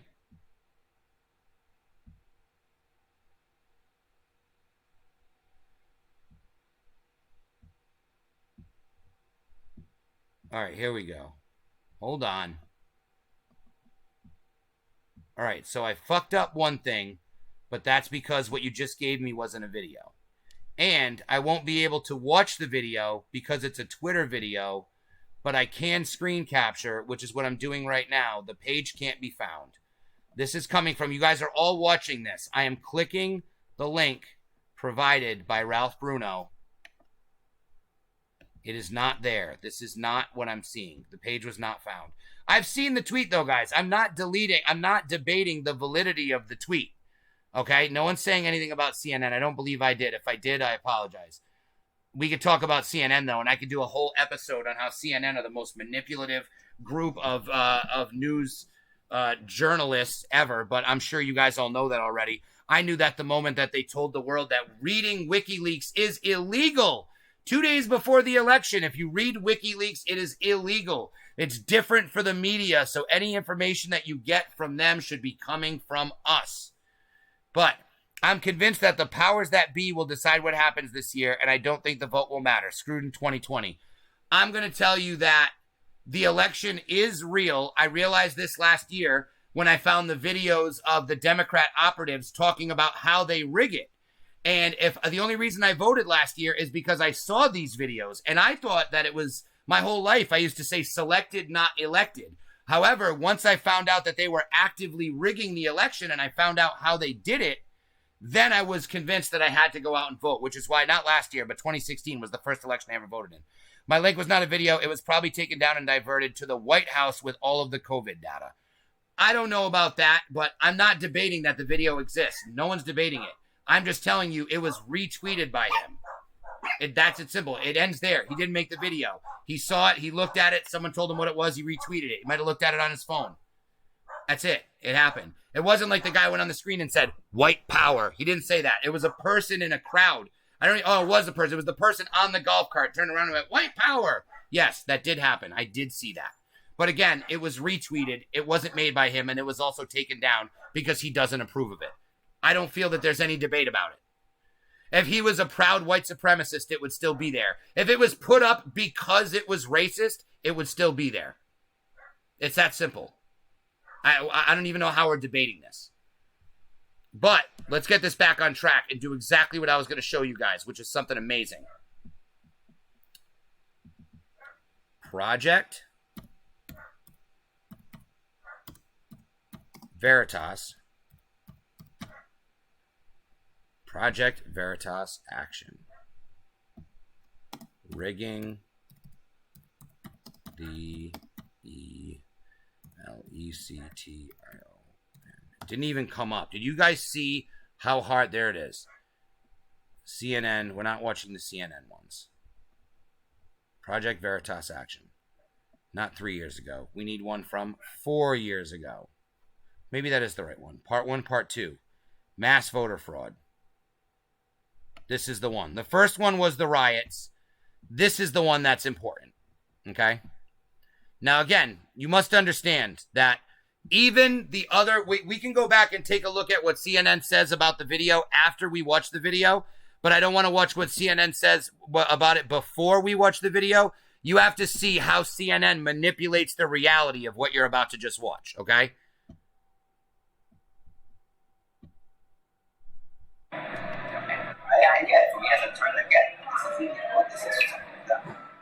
Can everybody read those words?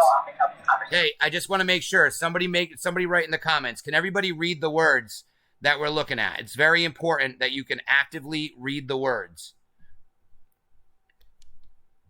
Okay, if anyone can't read them, if they're too small, let me know. But I'm going to go back to playing this video now. I'm assuming that you can all read it. No, absolutely. So, no. However, Scott Fogle, he's the guy. Things happen that you don't need to know about. We talk about lots of things that we don't talk about. You know what? We've been busting people in to deep fucking assholes for 50 years, and we're not going to stop now. This is part 2 of our undercover investigation into the dark, backroom dealings of the Hillary Clinton campaign. Part 1 blew up on social media, with many Americans wondering why the mainstream media wasn't covering the story. In fact, Project Veritas Action had television exclusives lined up around the country. Everyone does know that CNN slants left, Ralph. Yes, that is correct. Our sources Kenny, tell us see. the reason they did so was Yes. fear of retaliation and retribution from a future Hillary Clinton administration. Truth is dangerous, especially when it challenges those in power. In this video, Democratic operatives tell us how to successfully commit voter fraud on a massive scale. Not for union guys? They'll do whatever. Oh yeah, you want, and they're rock and roll. So I'm Bob Creamer's the guy. Rapid Response Director for the DNC for all things Trump on the ground. Nobody's really supposed to know about me. You know what I'm saying? We have mentally ill people. We pay to do shit. All right, I also want to make everyone aware as well. One last time, like, comment, share on this video, get some extra comments. Let's get eyes on this part of the video because this is a very important thing. This was taken in 2016, was released shortly before the election.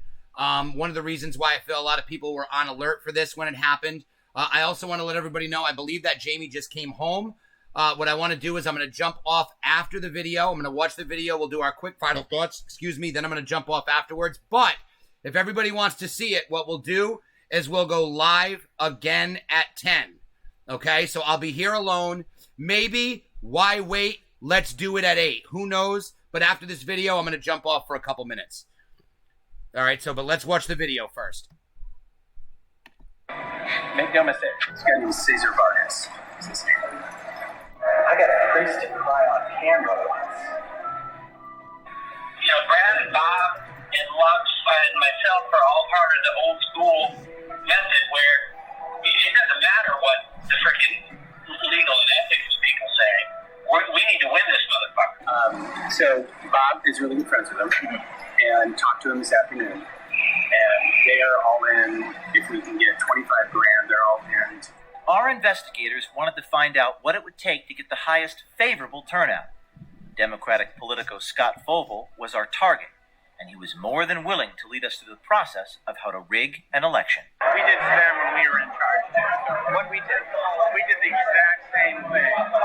Only we manipulated the vote with money and action, not with laws. It's a very easy thing for Republicans to say, well, they're busting people in. Well, you know what? We've been busting people in to deep fucking assholes for 50 years, and we're not going to stop now. We're just going to find a different way to do it. So, I mean, I grew up with that idea. You know, they used to bust people out to Iowa. If we needed people out there, we bust people out to Iowa. When we met Scott Fogle, he worked for People for the American Way, an organization funded in large part by George Soros. He now works for Americans United for Change. It's a nonprofit that claims to, quote, move America in a new, better direction, unquote. With guys like Fogle working for them, we wonder what direction that might be. When I do this, I think you're an investigator first. Good, yeah. Work backwards, yes. Yeah, great. I usually do the investigation. Yeah. Different method. I think backwards from how they would prosecute if they could, and then try to build out the method to avoid that. The plan that was discussed was how to bring people from one state into another state How would to they vote prosecute? illegally. They could invalidate. Well, okay, let's just say in theory, if a major investigation came up of major vote fraud that way, how would they prove it and who would they charge? Are they going to charge each individual? Charge each individual with voter fraud? See, that's or are they going to go after the facilitators for conspiracy, which they can prove? And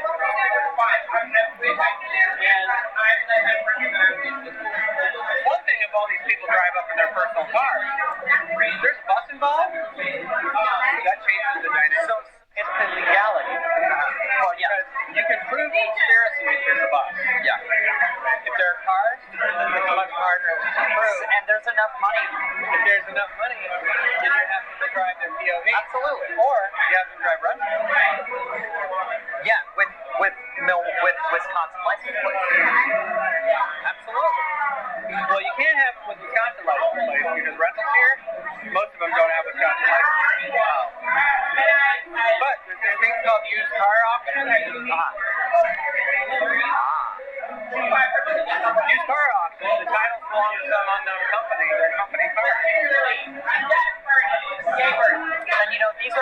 multiple employers. These are not all one employer. Yeah. Use shell companies. Yeah. Parts come from one company, the paychecks come from another. There's no bus involved, so you can't prove that it's en masse. There you go. So it doesn't tip people off. There you go. That's what I'm saying. See, okay, yeah. So now I'm starting to see that. Yeah. Okay. Yeah. When I do this, I think you're an investigator first. Good. Yeah. Work backwards. Yes. Yeah. That's great. Okay, so before I let this video go on any further, because I just saw 2 comments pop up. One is a link from Rami from the Washington Post, which seems to be a news source that everybody trusts, acknowledging that these guys, Scott Fovel and the other one, Creamer, both lost their jobs immediately after this broke due to this sting and the things that they had admitted. Now, Ralph's YouTube video, I am unaware of what it is, but I will take a second to open it in a new page. Hey, I don't know if you heard, but we just had a big development. Inside the decades-long Republican campaign to suppress the vote, because it's going to talk about voter ID, the most racist lie ever. I would never have the balls to tell a black person that I don't believe they have the same abilities as a white person to go get an ID. And I would never tell a Hispanic person or any minority person that I don't think they have the skills to go get an identification card. But we can definitely watch that absolutely racist opinion that voter ID is a racist law. It is a righteous law, and it is a law to make sure that the vote stays accurate and that this shit doesn't happen. I want everyone to really focus and pay attention to what this man's saying here, because he is basically coming forth and admitting to being complicit and to potentially planning crime on a very large-scale federal offenses. So let's check it out. Do the investigation. Yeah. Different method. I think backwards from how they would prosecute if they could, and then try to build out the method to avoid that. So, okay, so you're saying shell company, you're saying the car, if the car has a Wisconsin license plate and is owned by a third entity, then it's much harder to prove that these people drove in from out of state. There's no bus involved, so you can't prove conspiracy. and they would have to be looking for them in the first place. Oh, a bus is something that you're not looking for, or that you are looking for. Yeah, a car. Our journalist helped brainstorm with Fovel on how to come up with addresses for their phony voters. Now, if we just have the canvassers logging the homes, they don't even have to know why they're doing it. Put a mark on it and say this address. You know, we have moved, but moved could mean someone else moved in. You take that data and you flip it out and you give it to people and you have people download it. That's brilliant. I love it. So yeah, and you know, it sort of depends upon how much the canvassers don't have to know why they just need to be told to do. Yeah. In fact, you don't want them to. Right. The question is whether when you get caught by a reporter, does that matter? Because does it turn into an investigation or not? In this case, in this state, the answer is no. Because they don't have any power to do anything. Right. So this is sort of maybe not stuff for the general, but stuff to maybe. Ralph, real quick, how do we know that this was supported by Hillary and not a rogue operation? That'll be next. Actually, how do you know? We haven't finished watching the video, Ralph, but I like that question's there. So let's continue to watch. Let's see these people's ties directly to the Hillary Clinton campaign, okay? First of all, using tactics to get the vote out, busing people to vote illegally out of state is not using tactics to get the vote out. And voter suppression, listen, we'll talk about that in a second. Let's finish watching the video before we Ralph, now what you're doing right now, I want you to understand. I'm going to pause this video, and 7 minutes and 48 seconds, I'm calling you out in front of everyone that you've already showed that you have a confirmation bias and that your cognitive dissonance is causing you to fight this and causing you to justify it live in front of everyone.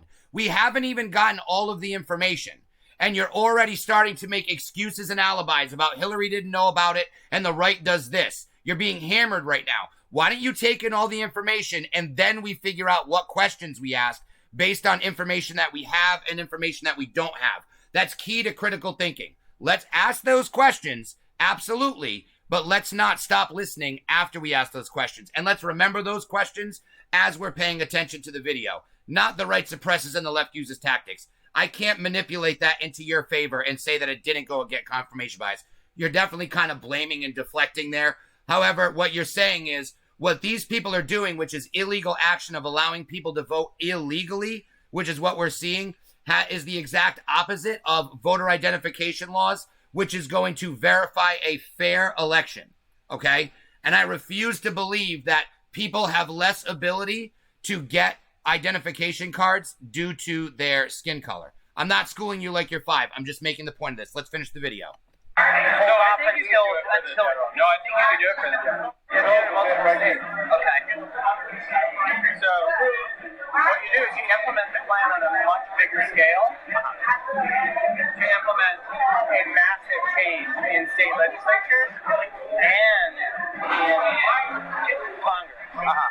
So you aim higher for your goal, and then you implement it across every Republican held state. So starting on the grassroots, that's honestly the ripest environment to do it in. Within striking Michigan, Indiana, least restrictive donation caps and campaign finance laws and investigation and investigative arms. Like, they have weakened it so bad in these 3 states. You could fuck your mother in front of the governor and not go to jail. If you had enough money to go like this. Fogle then told our journalist that he knew the guy that makes stuff like this happen. So Bob Kramer comes up with a lot of these ideas. I work with Bob Kramer one-to-one. I'm the white hat. He's Democracy Party. I will probably end up being a partner there at some point. Because our philosophy. So you were asking me how he ties to Hillary Clinton, Ralph. This is the part you need to pay attention to. Bob Kramer founded Democracy Partners in 2011. He is the husband of Jan Schakowsky, a Democratic congresswoman from Chicago, and in 2005 he pled guilty on tax violations and bank fraud. He was convicted and sentenced to 5 months in prison and 11 months. Bingo, Rami, you spoiled it. One of the things that Steve was talking to Scott about passed on to me, and I think it's one of the reasons why I got in touch with you.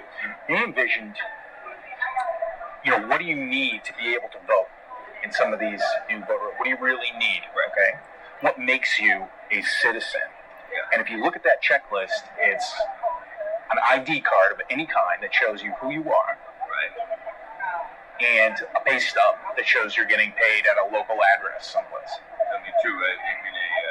To get registered. Yeah, to get registered. Yeah. So you go in and register. If you have those 2 things, you're registered to vote. So if you, let's say I had a business inside of, say, Illinois or Michigan, and I hired people, and I had addresses for them, I could write them checks for those. I could use them as day laborers or whatever, and use them and find my way around the voter registration laws for Hispanics. That's one thing. I'm actually, that idea, when he gave it to me, I was like, that sounds like something, we could register huge numbers of people that way. Well, that kind of thing kind of stuck in my craw when he mentioned it to me. All right, let me, on that front, I'm going to write down the synopsis. Let me see if I can chat with the people who are most involved in Hispanic voter registration. Okay. And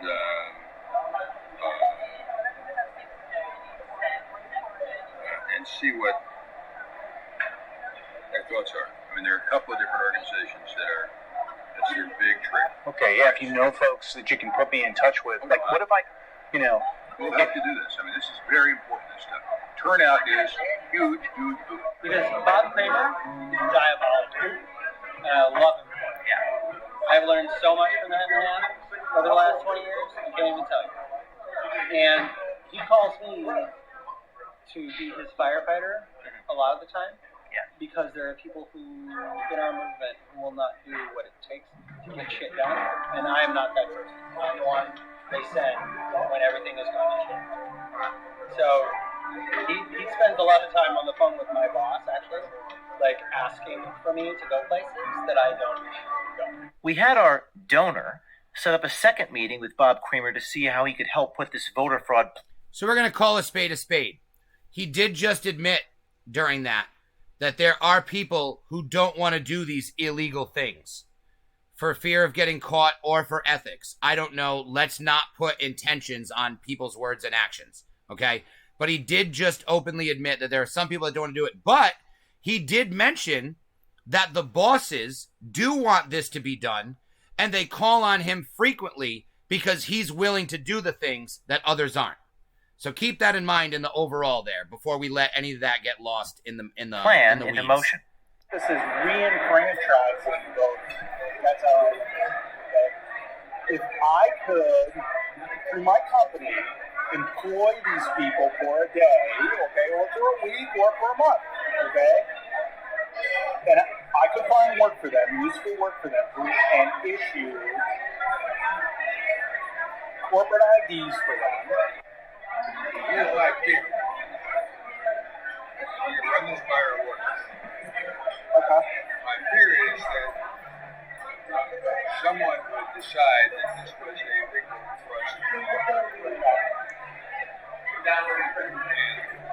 Creamer hesitated to help our donor pull off the voter fraud scheme that Fovel created. Bob came back to me and asked me, what is he talking about? I told him what we were talking about. But you then. And he said, well, I'm not going to touch that with a 10-foot pole now. I go, nor should you. Good advice. Nor should you. He goes, good, I'm glad we're on the same page there. I said, however, other people can make things happen that you don't need to know about. And he goes, So that's where I think this goes. yeah, but you don't understand, he's still going to have to know about it. Mr. Creamer? Yes. Well, I mean, is that okay as long as it's outside of... Okay. Now... We talk about lots of things that we don't talk about. Fovel told us about a guy in New York that works with Creamer a lot. We wondered if he was the guy who could pull off the voter fraud scheme. This guy named Cesar Vargas. So Bob is really good friends with him, and talked to him this afternoon. Vargas is an interesting character. He is the... Now, I just want to pause this. We have 2 minutes left of the video, okay? I want to go over some comments, okay? So, I just asked how we know. I addressed Ralph's before. School you like I'm 5. I'm sorry, Ralph. I'll put a sad face there to let you know that I'm sorry. All right, Bob Creamer worked on Hillary's campaign. He spoiled it, but yes, that is true. I was going to get to that. It's in the article. Raymond says pawns. Raymond, but the point that I'm doing this is to prove to JM Bama that the vote is real and does count. I thought like you thought, that the vote wasn't real. I saw this a few days before the election, and this is what made my decision to go out and vote, because I understood that they were counting them. There was 100%. If these people are risking their freedom to do illegal things to rig the vote, someone's going to count it. It has to be counted somewhere. And that counts for something, which means we definitely need to go out and place our votes and make sure that they count. Every single one of us reading here, even if you're not going to vote for Trump, you need to go out and place your vote because it does count. Although if you aren't going to vote for Trump and you want to stay home, I don't blame you. I understand the coronavirus is very scary. Now, let's continue with the video. That is not the correct play button. Hold on, Ralph. We're still getting there. Co-founder of the Dream Action Coalition, a New York lawyer and a dreamer himself. Born in Mexico, Vargas is an undocumented alien.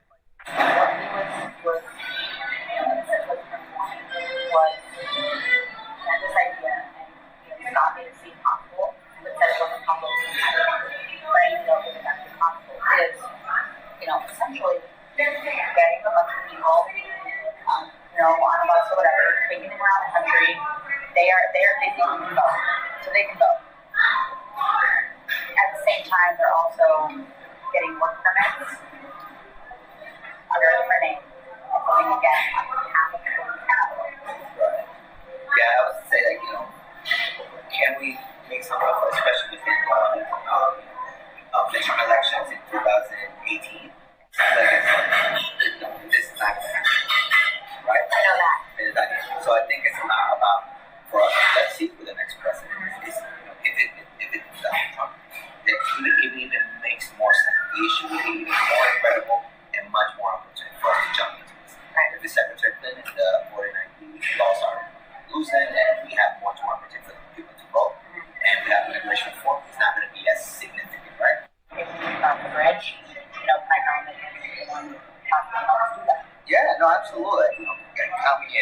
you don't go off and tell this conversation to anybody. No. Because it's No, absolutely. As an activist, do we want to do this? Do we want to take a chance at this public? We have to do a better job of making our people do what they're supposed to do. Not asking them, not expecting them and taking them for granted, but feeding the shit out of them and making them like voters. Yeah. America, our series of videos from this investigation will continue up until the election. People ask me, James, what can I do? Here's what you can do. Send this video to every single person you know. Demand the mainstream media play these tapes. Email the journalists. Tweet at the journalists. And remember, the truth is dangerous, especially when it challenges those in power. James O'Keefe is my boy. You got to respect journalism like that, man. Agree with them or disagree with them. You got to respect the ability for someone to be able to catch someone out there and say some shit that they didn't think that they were saying on camera and saying it on camera. Ralph, you go, bud. You have a great day. Be safe. I had a good time with you here. Join us tomorrow for the all-nighter. And real quick, take a second to like, share, drop a comment in. Make sure you like the page. BG bought it from the bottom of the rabbit hole. Share the page, share the video. Get your friends involved. Let me take a refresh here and see how many times this has been shared. I hope it's more than 3. 5. Look at that. 5 shares. Make sure you like the page. Me talking twice. Brian Gregg and 4 more. I can't see who shared it, though. But you know what? That's okay. I don't mind it. You know why? Because you guys did an awesome job today. Everybody came. We had a nice conversation. We had someone who disagreed with me today, which is great. We were able to have a discussion about it. Ralph's leaving, unfortunately, and I wanted to play his video that he put here. Of course, we could take a look at Rami's thing that he submitted, and I absolutely advise everyone to do that for themselves. But I can tell you what it says, and if you don't believe me and you question it and you want me to look at it live on the stream, I will. But basically what it says is all these people that were involved got fired, and so it was legitimate. But actually, what I'm going to be doing, I'm going to do now is I'm going to put on that video. Sonny, stop. Joe, just so you know, I'm live. I have an audience. It's my father-in-law out there. He's the man. He's a BMF. Bad motherfucker. All right, ready? So we're going to play a new video now for you guys. This is the video that was sent to us by Ralph. Let's take a look at it live and in living color. No, that's not the right thing to do. Hey, as I'm sure you've heard, the leader and founder of ISIS is now dead. While these guys are talking, I think the Epic Times here is an absolutely phenomenal news site, and I actually subscribed to them for quite a while. I was paying them. I was getting their print newspaper. They offer what he has in his hands, an actual print newspaper. I recommend if anyone here doesn't know where to get actual news and actual information from, and you don't know how to navigate something like the Donald or something like an aggregated news source that can be like voted on and judged by people to get a better idea, or if you don't know how to look through, mainstream media news and see the lies and see where it's accurate and where it's not accurate, the Epic Times is a great place for no spin news. They talk about the things that the other news people don't talk about, but it's not like even a right-wing slant.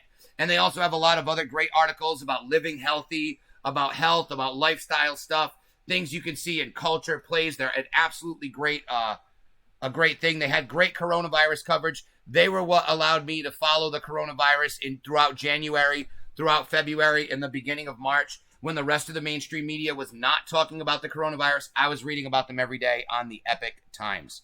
So, play this for a few more seconds. Context of what was going on. So after members of the House complained that they weren't briefed about the operation. So he was going to tell a great story, but let's take a look at this.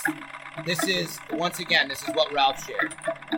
Now, I'm going to explain to you what the basis of it is, and what it has to do with is voter ID laws, because when you see voter suppression, what that means is voter ID laws, and they're going to attempt to explain to us how voter ID laws are racist, okay? And they're going to say that poor people, they're going to say that people with disabilities, and they're going to say that for some reason ethnic minorities have issues getting ID. Now, I want to say that disabilities and old people are an issue that does not affect race, first of all. And second of all, old disabled people need to collect a check from somewhere, and you're not able to collect government benefits unless you already have a photo identification card. You're not able to open a bank account unless you have a photo identification card, and you're not able to get a job unless you have a photo identification card.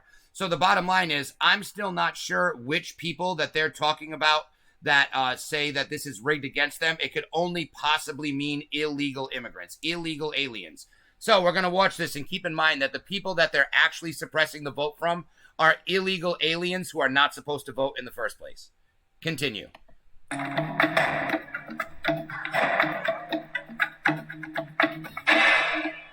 The 2016 election offered a perfect opportunity to see how the voter suppression playbook was working in real time. The first stop, North Carolina.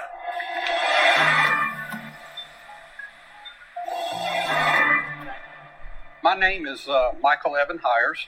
I'm a 100% disabled veteran. I'm not married. I have the time, I have the skills, and have a desire to make sure that every American vote is legally cast. The Voting Integrity Project is interesting. They've always had a bit of a gadfly, renegade, vigilante voter fraud, crusaders. They claimed that thousands of non-citizens were voting in the state where they would challenge voters at county boards of elections, and then they couldn't prove that really any of those were true. Is there anyone in the audience today who received a notice that if they wished their name not to be removed from the voter rolls, they should be present? Stand up then and give us your name, please. Randy Burkett. Jamie. Okay, sir. Charlie. Well, North Carolina has a provision where a citizen can challenge the right of another citizen to vote. It's been on the books forever. Who else is going to know who's registered to vote unless another citizen does it? Some of the laws that wind up being discriminatory today had discriminatory intent when they were first written in the early 1900s as part of the Jim Crow laws. For example, voter purging laws to cleanse the rolls. And this was typically used in the Jim Crow era by whites who were trying to prevent newly enfranchised African Americans. Okay, so at the end of this, remind me to go back, and each and every one of these laws, we're going to analyze when they were put on, we're going to analyze if they're still in effect, and we're going to analyze when the last time they were enacted was. And we're going to analyze why they were enacted. Having access to the ballot box. Michael. In the Jim Crow era by whites who were trying to prevent newly enfranchised African Americans from having access to the ballot box. Michael's methodology involves finding voters that the state identified as inactive. These people have missed 2 federal elections, so they were listed as inactive. And I started sending letters to these inactive voters on the Cumberland County vote. Okay, now, first of all they're talking about is removing people and removing their voter registration. Now, have you heard the last person? Obviously talking about sending people to vote for other people who can't and who don't. That is an issue. This is why people's names get removed from voter rolls.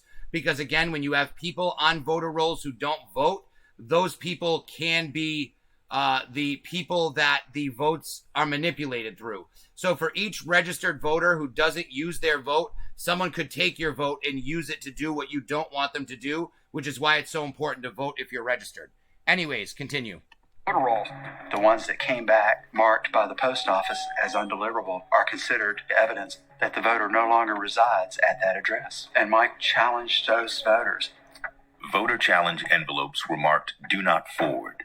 If a resident moves in the district, even across the street, he or she will not receive the notice their registration is being challenged, or even know to come to the Board of Elections hearing to contest the challenge.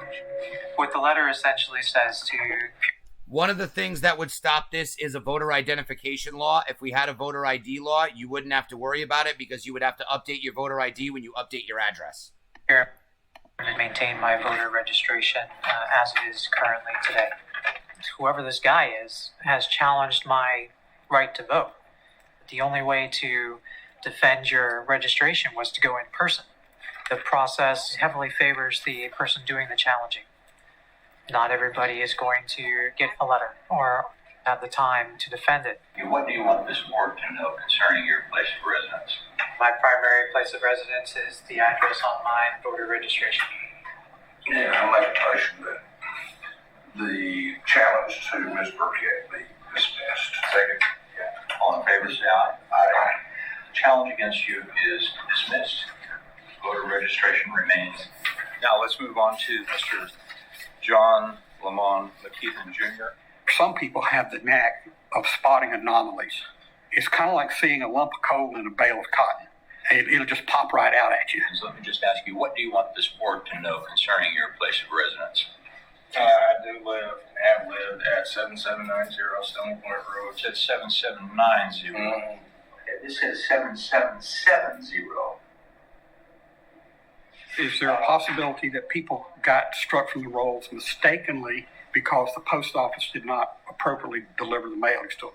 There is a small possibility on that. Do you solemnly swear that the testimony you are about to give concerning this matter shall be the truth, the whole truth, and nothing but the truth, so help you God? I do. All the evidence shows that when someone is Okay, purged over 6,000 voters. But how many of those voters deserved to be purged and were purged for a correct reason? And how many were incorrectly purged and challenged it?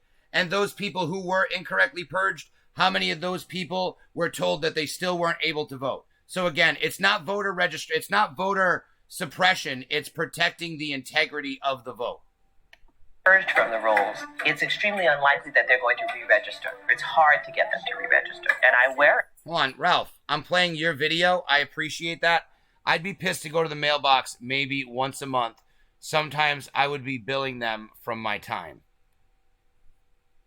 I'd be pissed. I only go to the mailbox once a month. Okay, yeah, I understand that because you have a P.O. box, which makes sense. Low quality video campaign got people fired though. So the bottom line is, Ralph, is he did work for Hillary. You heard him mention to talk to the other guy and tell him about things that they don't know. So Ralph, yes, if you're asking me to prove that Hillary didn't know about it, then I can't prove that Hillary didn't know about it the same way that Scott Fovel told Bob Kramer that he won't talk about it and that Bob Kramer won't know about it, but Bob Kramer still has to know about it, if you understand what's going on. So I get that. But if we're going to take it at face value, you're right, Hillary Clinton didn't know. But whether or not Hillary Clinton know doesn't change the fact that it's happening. And it also doesn't change the fact that your votes do count, which is why I decided to play these videos. So let's continue. That it will diminish the will to participate in the political process. And the danger is if states use unreliable information to take voters off the rolls, and if they do not give voters adequate notice and an opportunity to contest their removal, then we can have a situation where hundreds or even thousands of legitimate voters are being taken off of the rolls without their knowledge. Thousands of legitimate voters. I love the vote. That's why you register. Instilling us to vote. Literally none of these problems would happen if you needed a voter ID. Literally none of them. I just want to say they wouldn't exist. They wouldn't even be problems. Every one of these people would have a voter ID and it wouldn't be an issue. No one's vote would get suppressed because they would have an ID. So every legal American citizen who has the right to vote would be able to vote with their ID.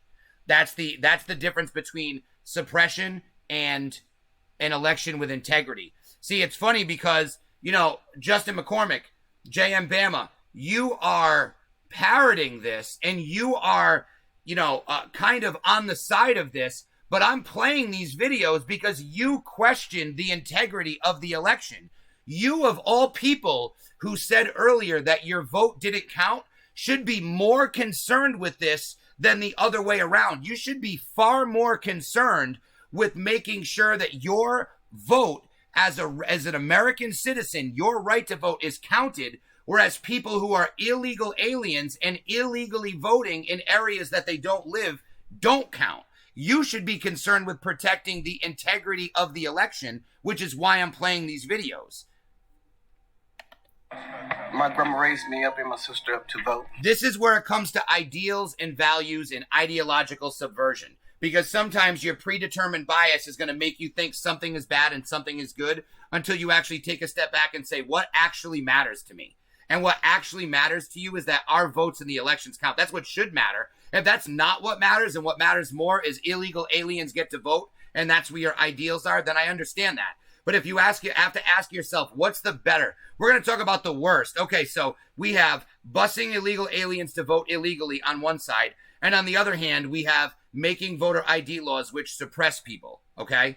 Now, on the flip side, let's talk about the good side. We have not wanting illegal aliens to vote on this side, or wanting illegal aliens to vote, I should say, and illegal aliens and non-American citizens having their votes being counted against yours, not once but twice, on this side, versus making sure that every single American citizen has one vote and that vote actually counts. And there's no illegal alien that's going to discredit your vote by voting against you. Ideals, ideological subversion, just saying. When we turned 18, that was all right.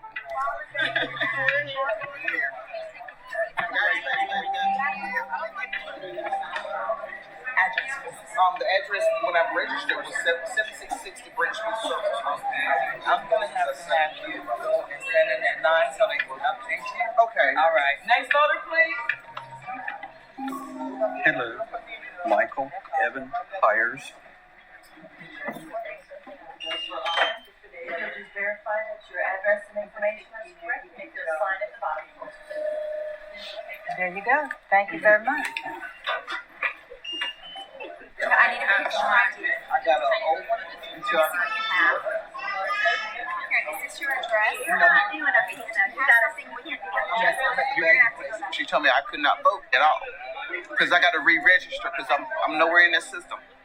They're not making it easy at all. It's tiresome. Yeah. And this would not be happening if voter ID laws were a thing and everybody knew that they had to go out and get a voter ID card. So again, another problem presented by this documentary that would be solved by voter ID. Yep, we got to clean the rolls up one way or another. I happened to stumble across the Phantom Voter Project. I started looking at my neighborhood and started finding what I believe to be a bunch of fraudulent registrations and started investigating them. It's about time we turned the lights on in the kitchen and started cleaning the cockroaches out of here. When I found out that I was purged off the rolls, and I was highly upset. Hashtag I was there in NOLA. Rami, you didn't make it. We had a blast. About it. Because, like I said, I grew up seeing my family vote. Speaking of that, Jay and Bama behind that building that night. Cheers to you. And I want to vote. The voter suppression playbook is complete. It's part and parcel of the same malevolent and dark strategy. Cut a few voters here, a few voters there. Discourage others from even taking the time to cast a ballot. In short, who is discouraged from casting a ballot if you have to go get an ID? That should empower you, because having to go get a voter ID, A, should tell you that your vote's going to count now because you have an ID, and B, I did all this work to get this ID, I might as well go vote. So that's a backwards thinking statement right there. undermine the sacred American principle of one person, one vote. So just to finish up. Exactly. One person, one vote. Not one person, one illegal person, 3 votes. You see what's happening? The process is rigged. This whole election is being rigged. As Donald Trump has said so many times, the elections are rigged, but in a much different way than he claims. They're rigged to stem the rising demographic tide of non-white voters and to discourage younger voters. Oh, we never even went into anything. Nothing that was said in that documentary had said why in 2020 that this is affecting minorities disproportionately. We saw 2 people who were affected. One was a white woman and one was a man of, I don't know, I'm not good at the ethnic guessing game, but he appeared to be ethnic. He might not have even been. He actually might have been a white person who just was very tan. I don't know. I'm not good at this stuff. I didn't know Nick Bagley was black. He actually had a fight with me about it because I was telling him that he wasn't. In hindsight, I look back and I say, how did I make that mistake? I don't know. I just wasn't. I don't know. But nothing in this video has been talked about how it oh no. And then there was the black woman outside who didn't register to vote and had her name cleaned off the roll because she didn't do the things that she needed to do. Even if these laws, like I said, you know how to fix these old decrepit laws with new voter ID laws that are going to replace them, which is how we fix the vote and keep its integrity, not getting rid of voter ID. So again, another play for voter ID. Voters. Clearly, the voter suppression playbook is working all too well. All too well. We need all of our institutions of power to protect the right to vote. We need the legislature to protect the right to vote. We need the executive to protect the right to vote. And we need the courts to protect the right to vote. The majority of Americans are very, very proud of our right to vote. And the majority of Americans are very frustrated and disgusted when they see politicians tarnishing our right to vote. When you deprive people of the right to vote being the very fiber of this wonderful quilt we call democracy, when you begin to tear the threads away, saying this person can't vote, that person can't vote, that person can't vote, the next thing you know, you will not have a democracy. I think our founding fathers were brilliant. Okay. There are laws and rules that you need to go by to be able to vote. I'm pretty sure this is obvious to everyone. No one is telling people that they can't vote. They're telling people that they need to go through the proper channels and take the proper actions to make sure that they're properly registered to vote. If people don't have to be properly registered to vote, then illegal aliens can vote. And that is the entire purpose of the election rigging debate that we're having right now, is should illegal aliens be able to vote? The reason for voter ID laws is to make sure that they cannot. The things that people say against them are voter ID laws are racist and issues like this, which is ridiculous. But the bottom line is a voter ID law would fix all of these issues. And I think they put in guardrails of democracy to keep especially if the voter ID laws had expiration dates. Let's listen to what this man has to say. They put in guardrails of democracy to keep the crazy out. Now, I think we're being sorely tested, and we're going to see how strong those guardrails are because they've never been tested like this. But that's the nature of democracy, that it's not static. It doesn't just stay free and open because it's a democracy. It's because every day you fight to keep it open. Every day you have to put your shoulder to it and demand that it live up to its ideals and its promises. People don't understand why it's so important that this experiment we call the United States continues. Then you say, well, it's always been this way in my life, so I'm sure America's going to continue the same way. Well, are you? And until we can say, without doubt, one nation, under God, indivisible, with liberty and justice for all, until that means exactly what it says, we are still working toward becoming a more perfect union.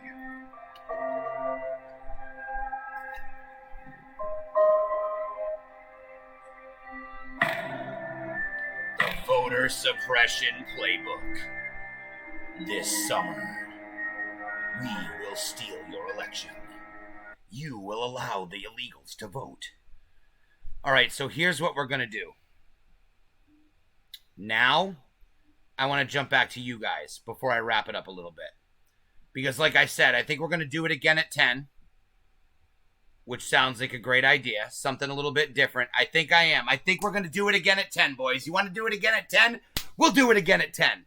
But I want to be able to allow my beautiful, lovely fiance, Jamie, to have the freedom to come in and get ready and for me to help her and for us to be able to talk before she leaves me for the entire weekend. So I know the video really showed absolutely nothing, Rami. That was what I thought. It showed absolutely nothing. A very minor problem that they said affected 6,000 people. But if you Google how many undocumented people, a.k.a. illegal immigrants, someone should Google and tell me how many illegal immigrants currently live in the United States of America. So let's Google 6,000 people not getting to vote versus the problem that I'm complaining about, which is millions. I believe it's in the tens of millions, the numbers of illegal immigrants in this country. The tens of millions that would be able to vote. 9 Central. Yes, JM Bamba, 9 Central. Oh, no. I've been saying I'm going to go live at 5. But for you, it's 4 Central. So I'm going to say I'm going live at 5. A little more for those at 4. I don't know. I'll find a cool rhyming line for that. Because Central just doesn't work. Central and 4 don't rhyme, but live at 5 does. And again, at 10, baby. One more time. We're going to get it done. Going again at 10. Only at 10, I really hope you guys come back because maybe other than talking about politics, we can get in and possibly play some video games, seeing that I lied when I started this channel on Facebook and said that this was going to be a gaming channel, and this is set up as a gaming channel, so I can use this application here to show you these videos and do this stuff. So with that being said, I want to thank everybody for joining me today. I'm going to hop out. We're going to do it again at 10. I promise. Building 7's location. I hope we all learned a little something today, even if it started out as let's not trust the media and remember 9/11 for what it was, which was an inside job and a controlled demolition. And we went and we talked about some other things too. When we do it again at 10, it's going to be anything goes, baby. No holds barred like Hulk Hogan wrestling Zeus. With that being said, let me maximize my screen so I can say goodbye like a respectable adult. I want to really, and personally, before I let everybody go too, I want to really thank everyone who joined tonight. I want to thank everyone who hung out tonight. I want to thank everyone who made this a discussion tonight. I really do. It means more to me than you realize. We're all learning together. We're all talking together. We had some dissenting opinions today. Obviously, I disagree with them. Trump says mean things. The Republicans are suppressing the vote. And what else was said? I don't remember. But with that being said, we're going to talk more when we do it again at 10. I'm going to make a post, share the page, like the bell, so you can get notifications, and I'll see you guys again at 10. Once again at 10, we'll do it again at 10. I love it. All right, be safe, you guys.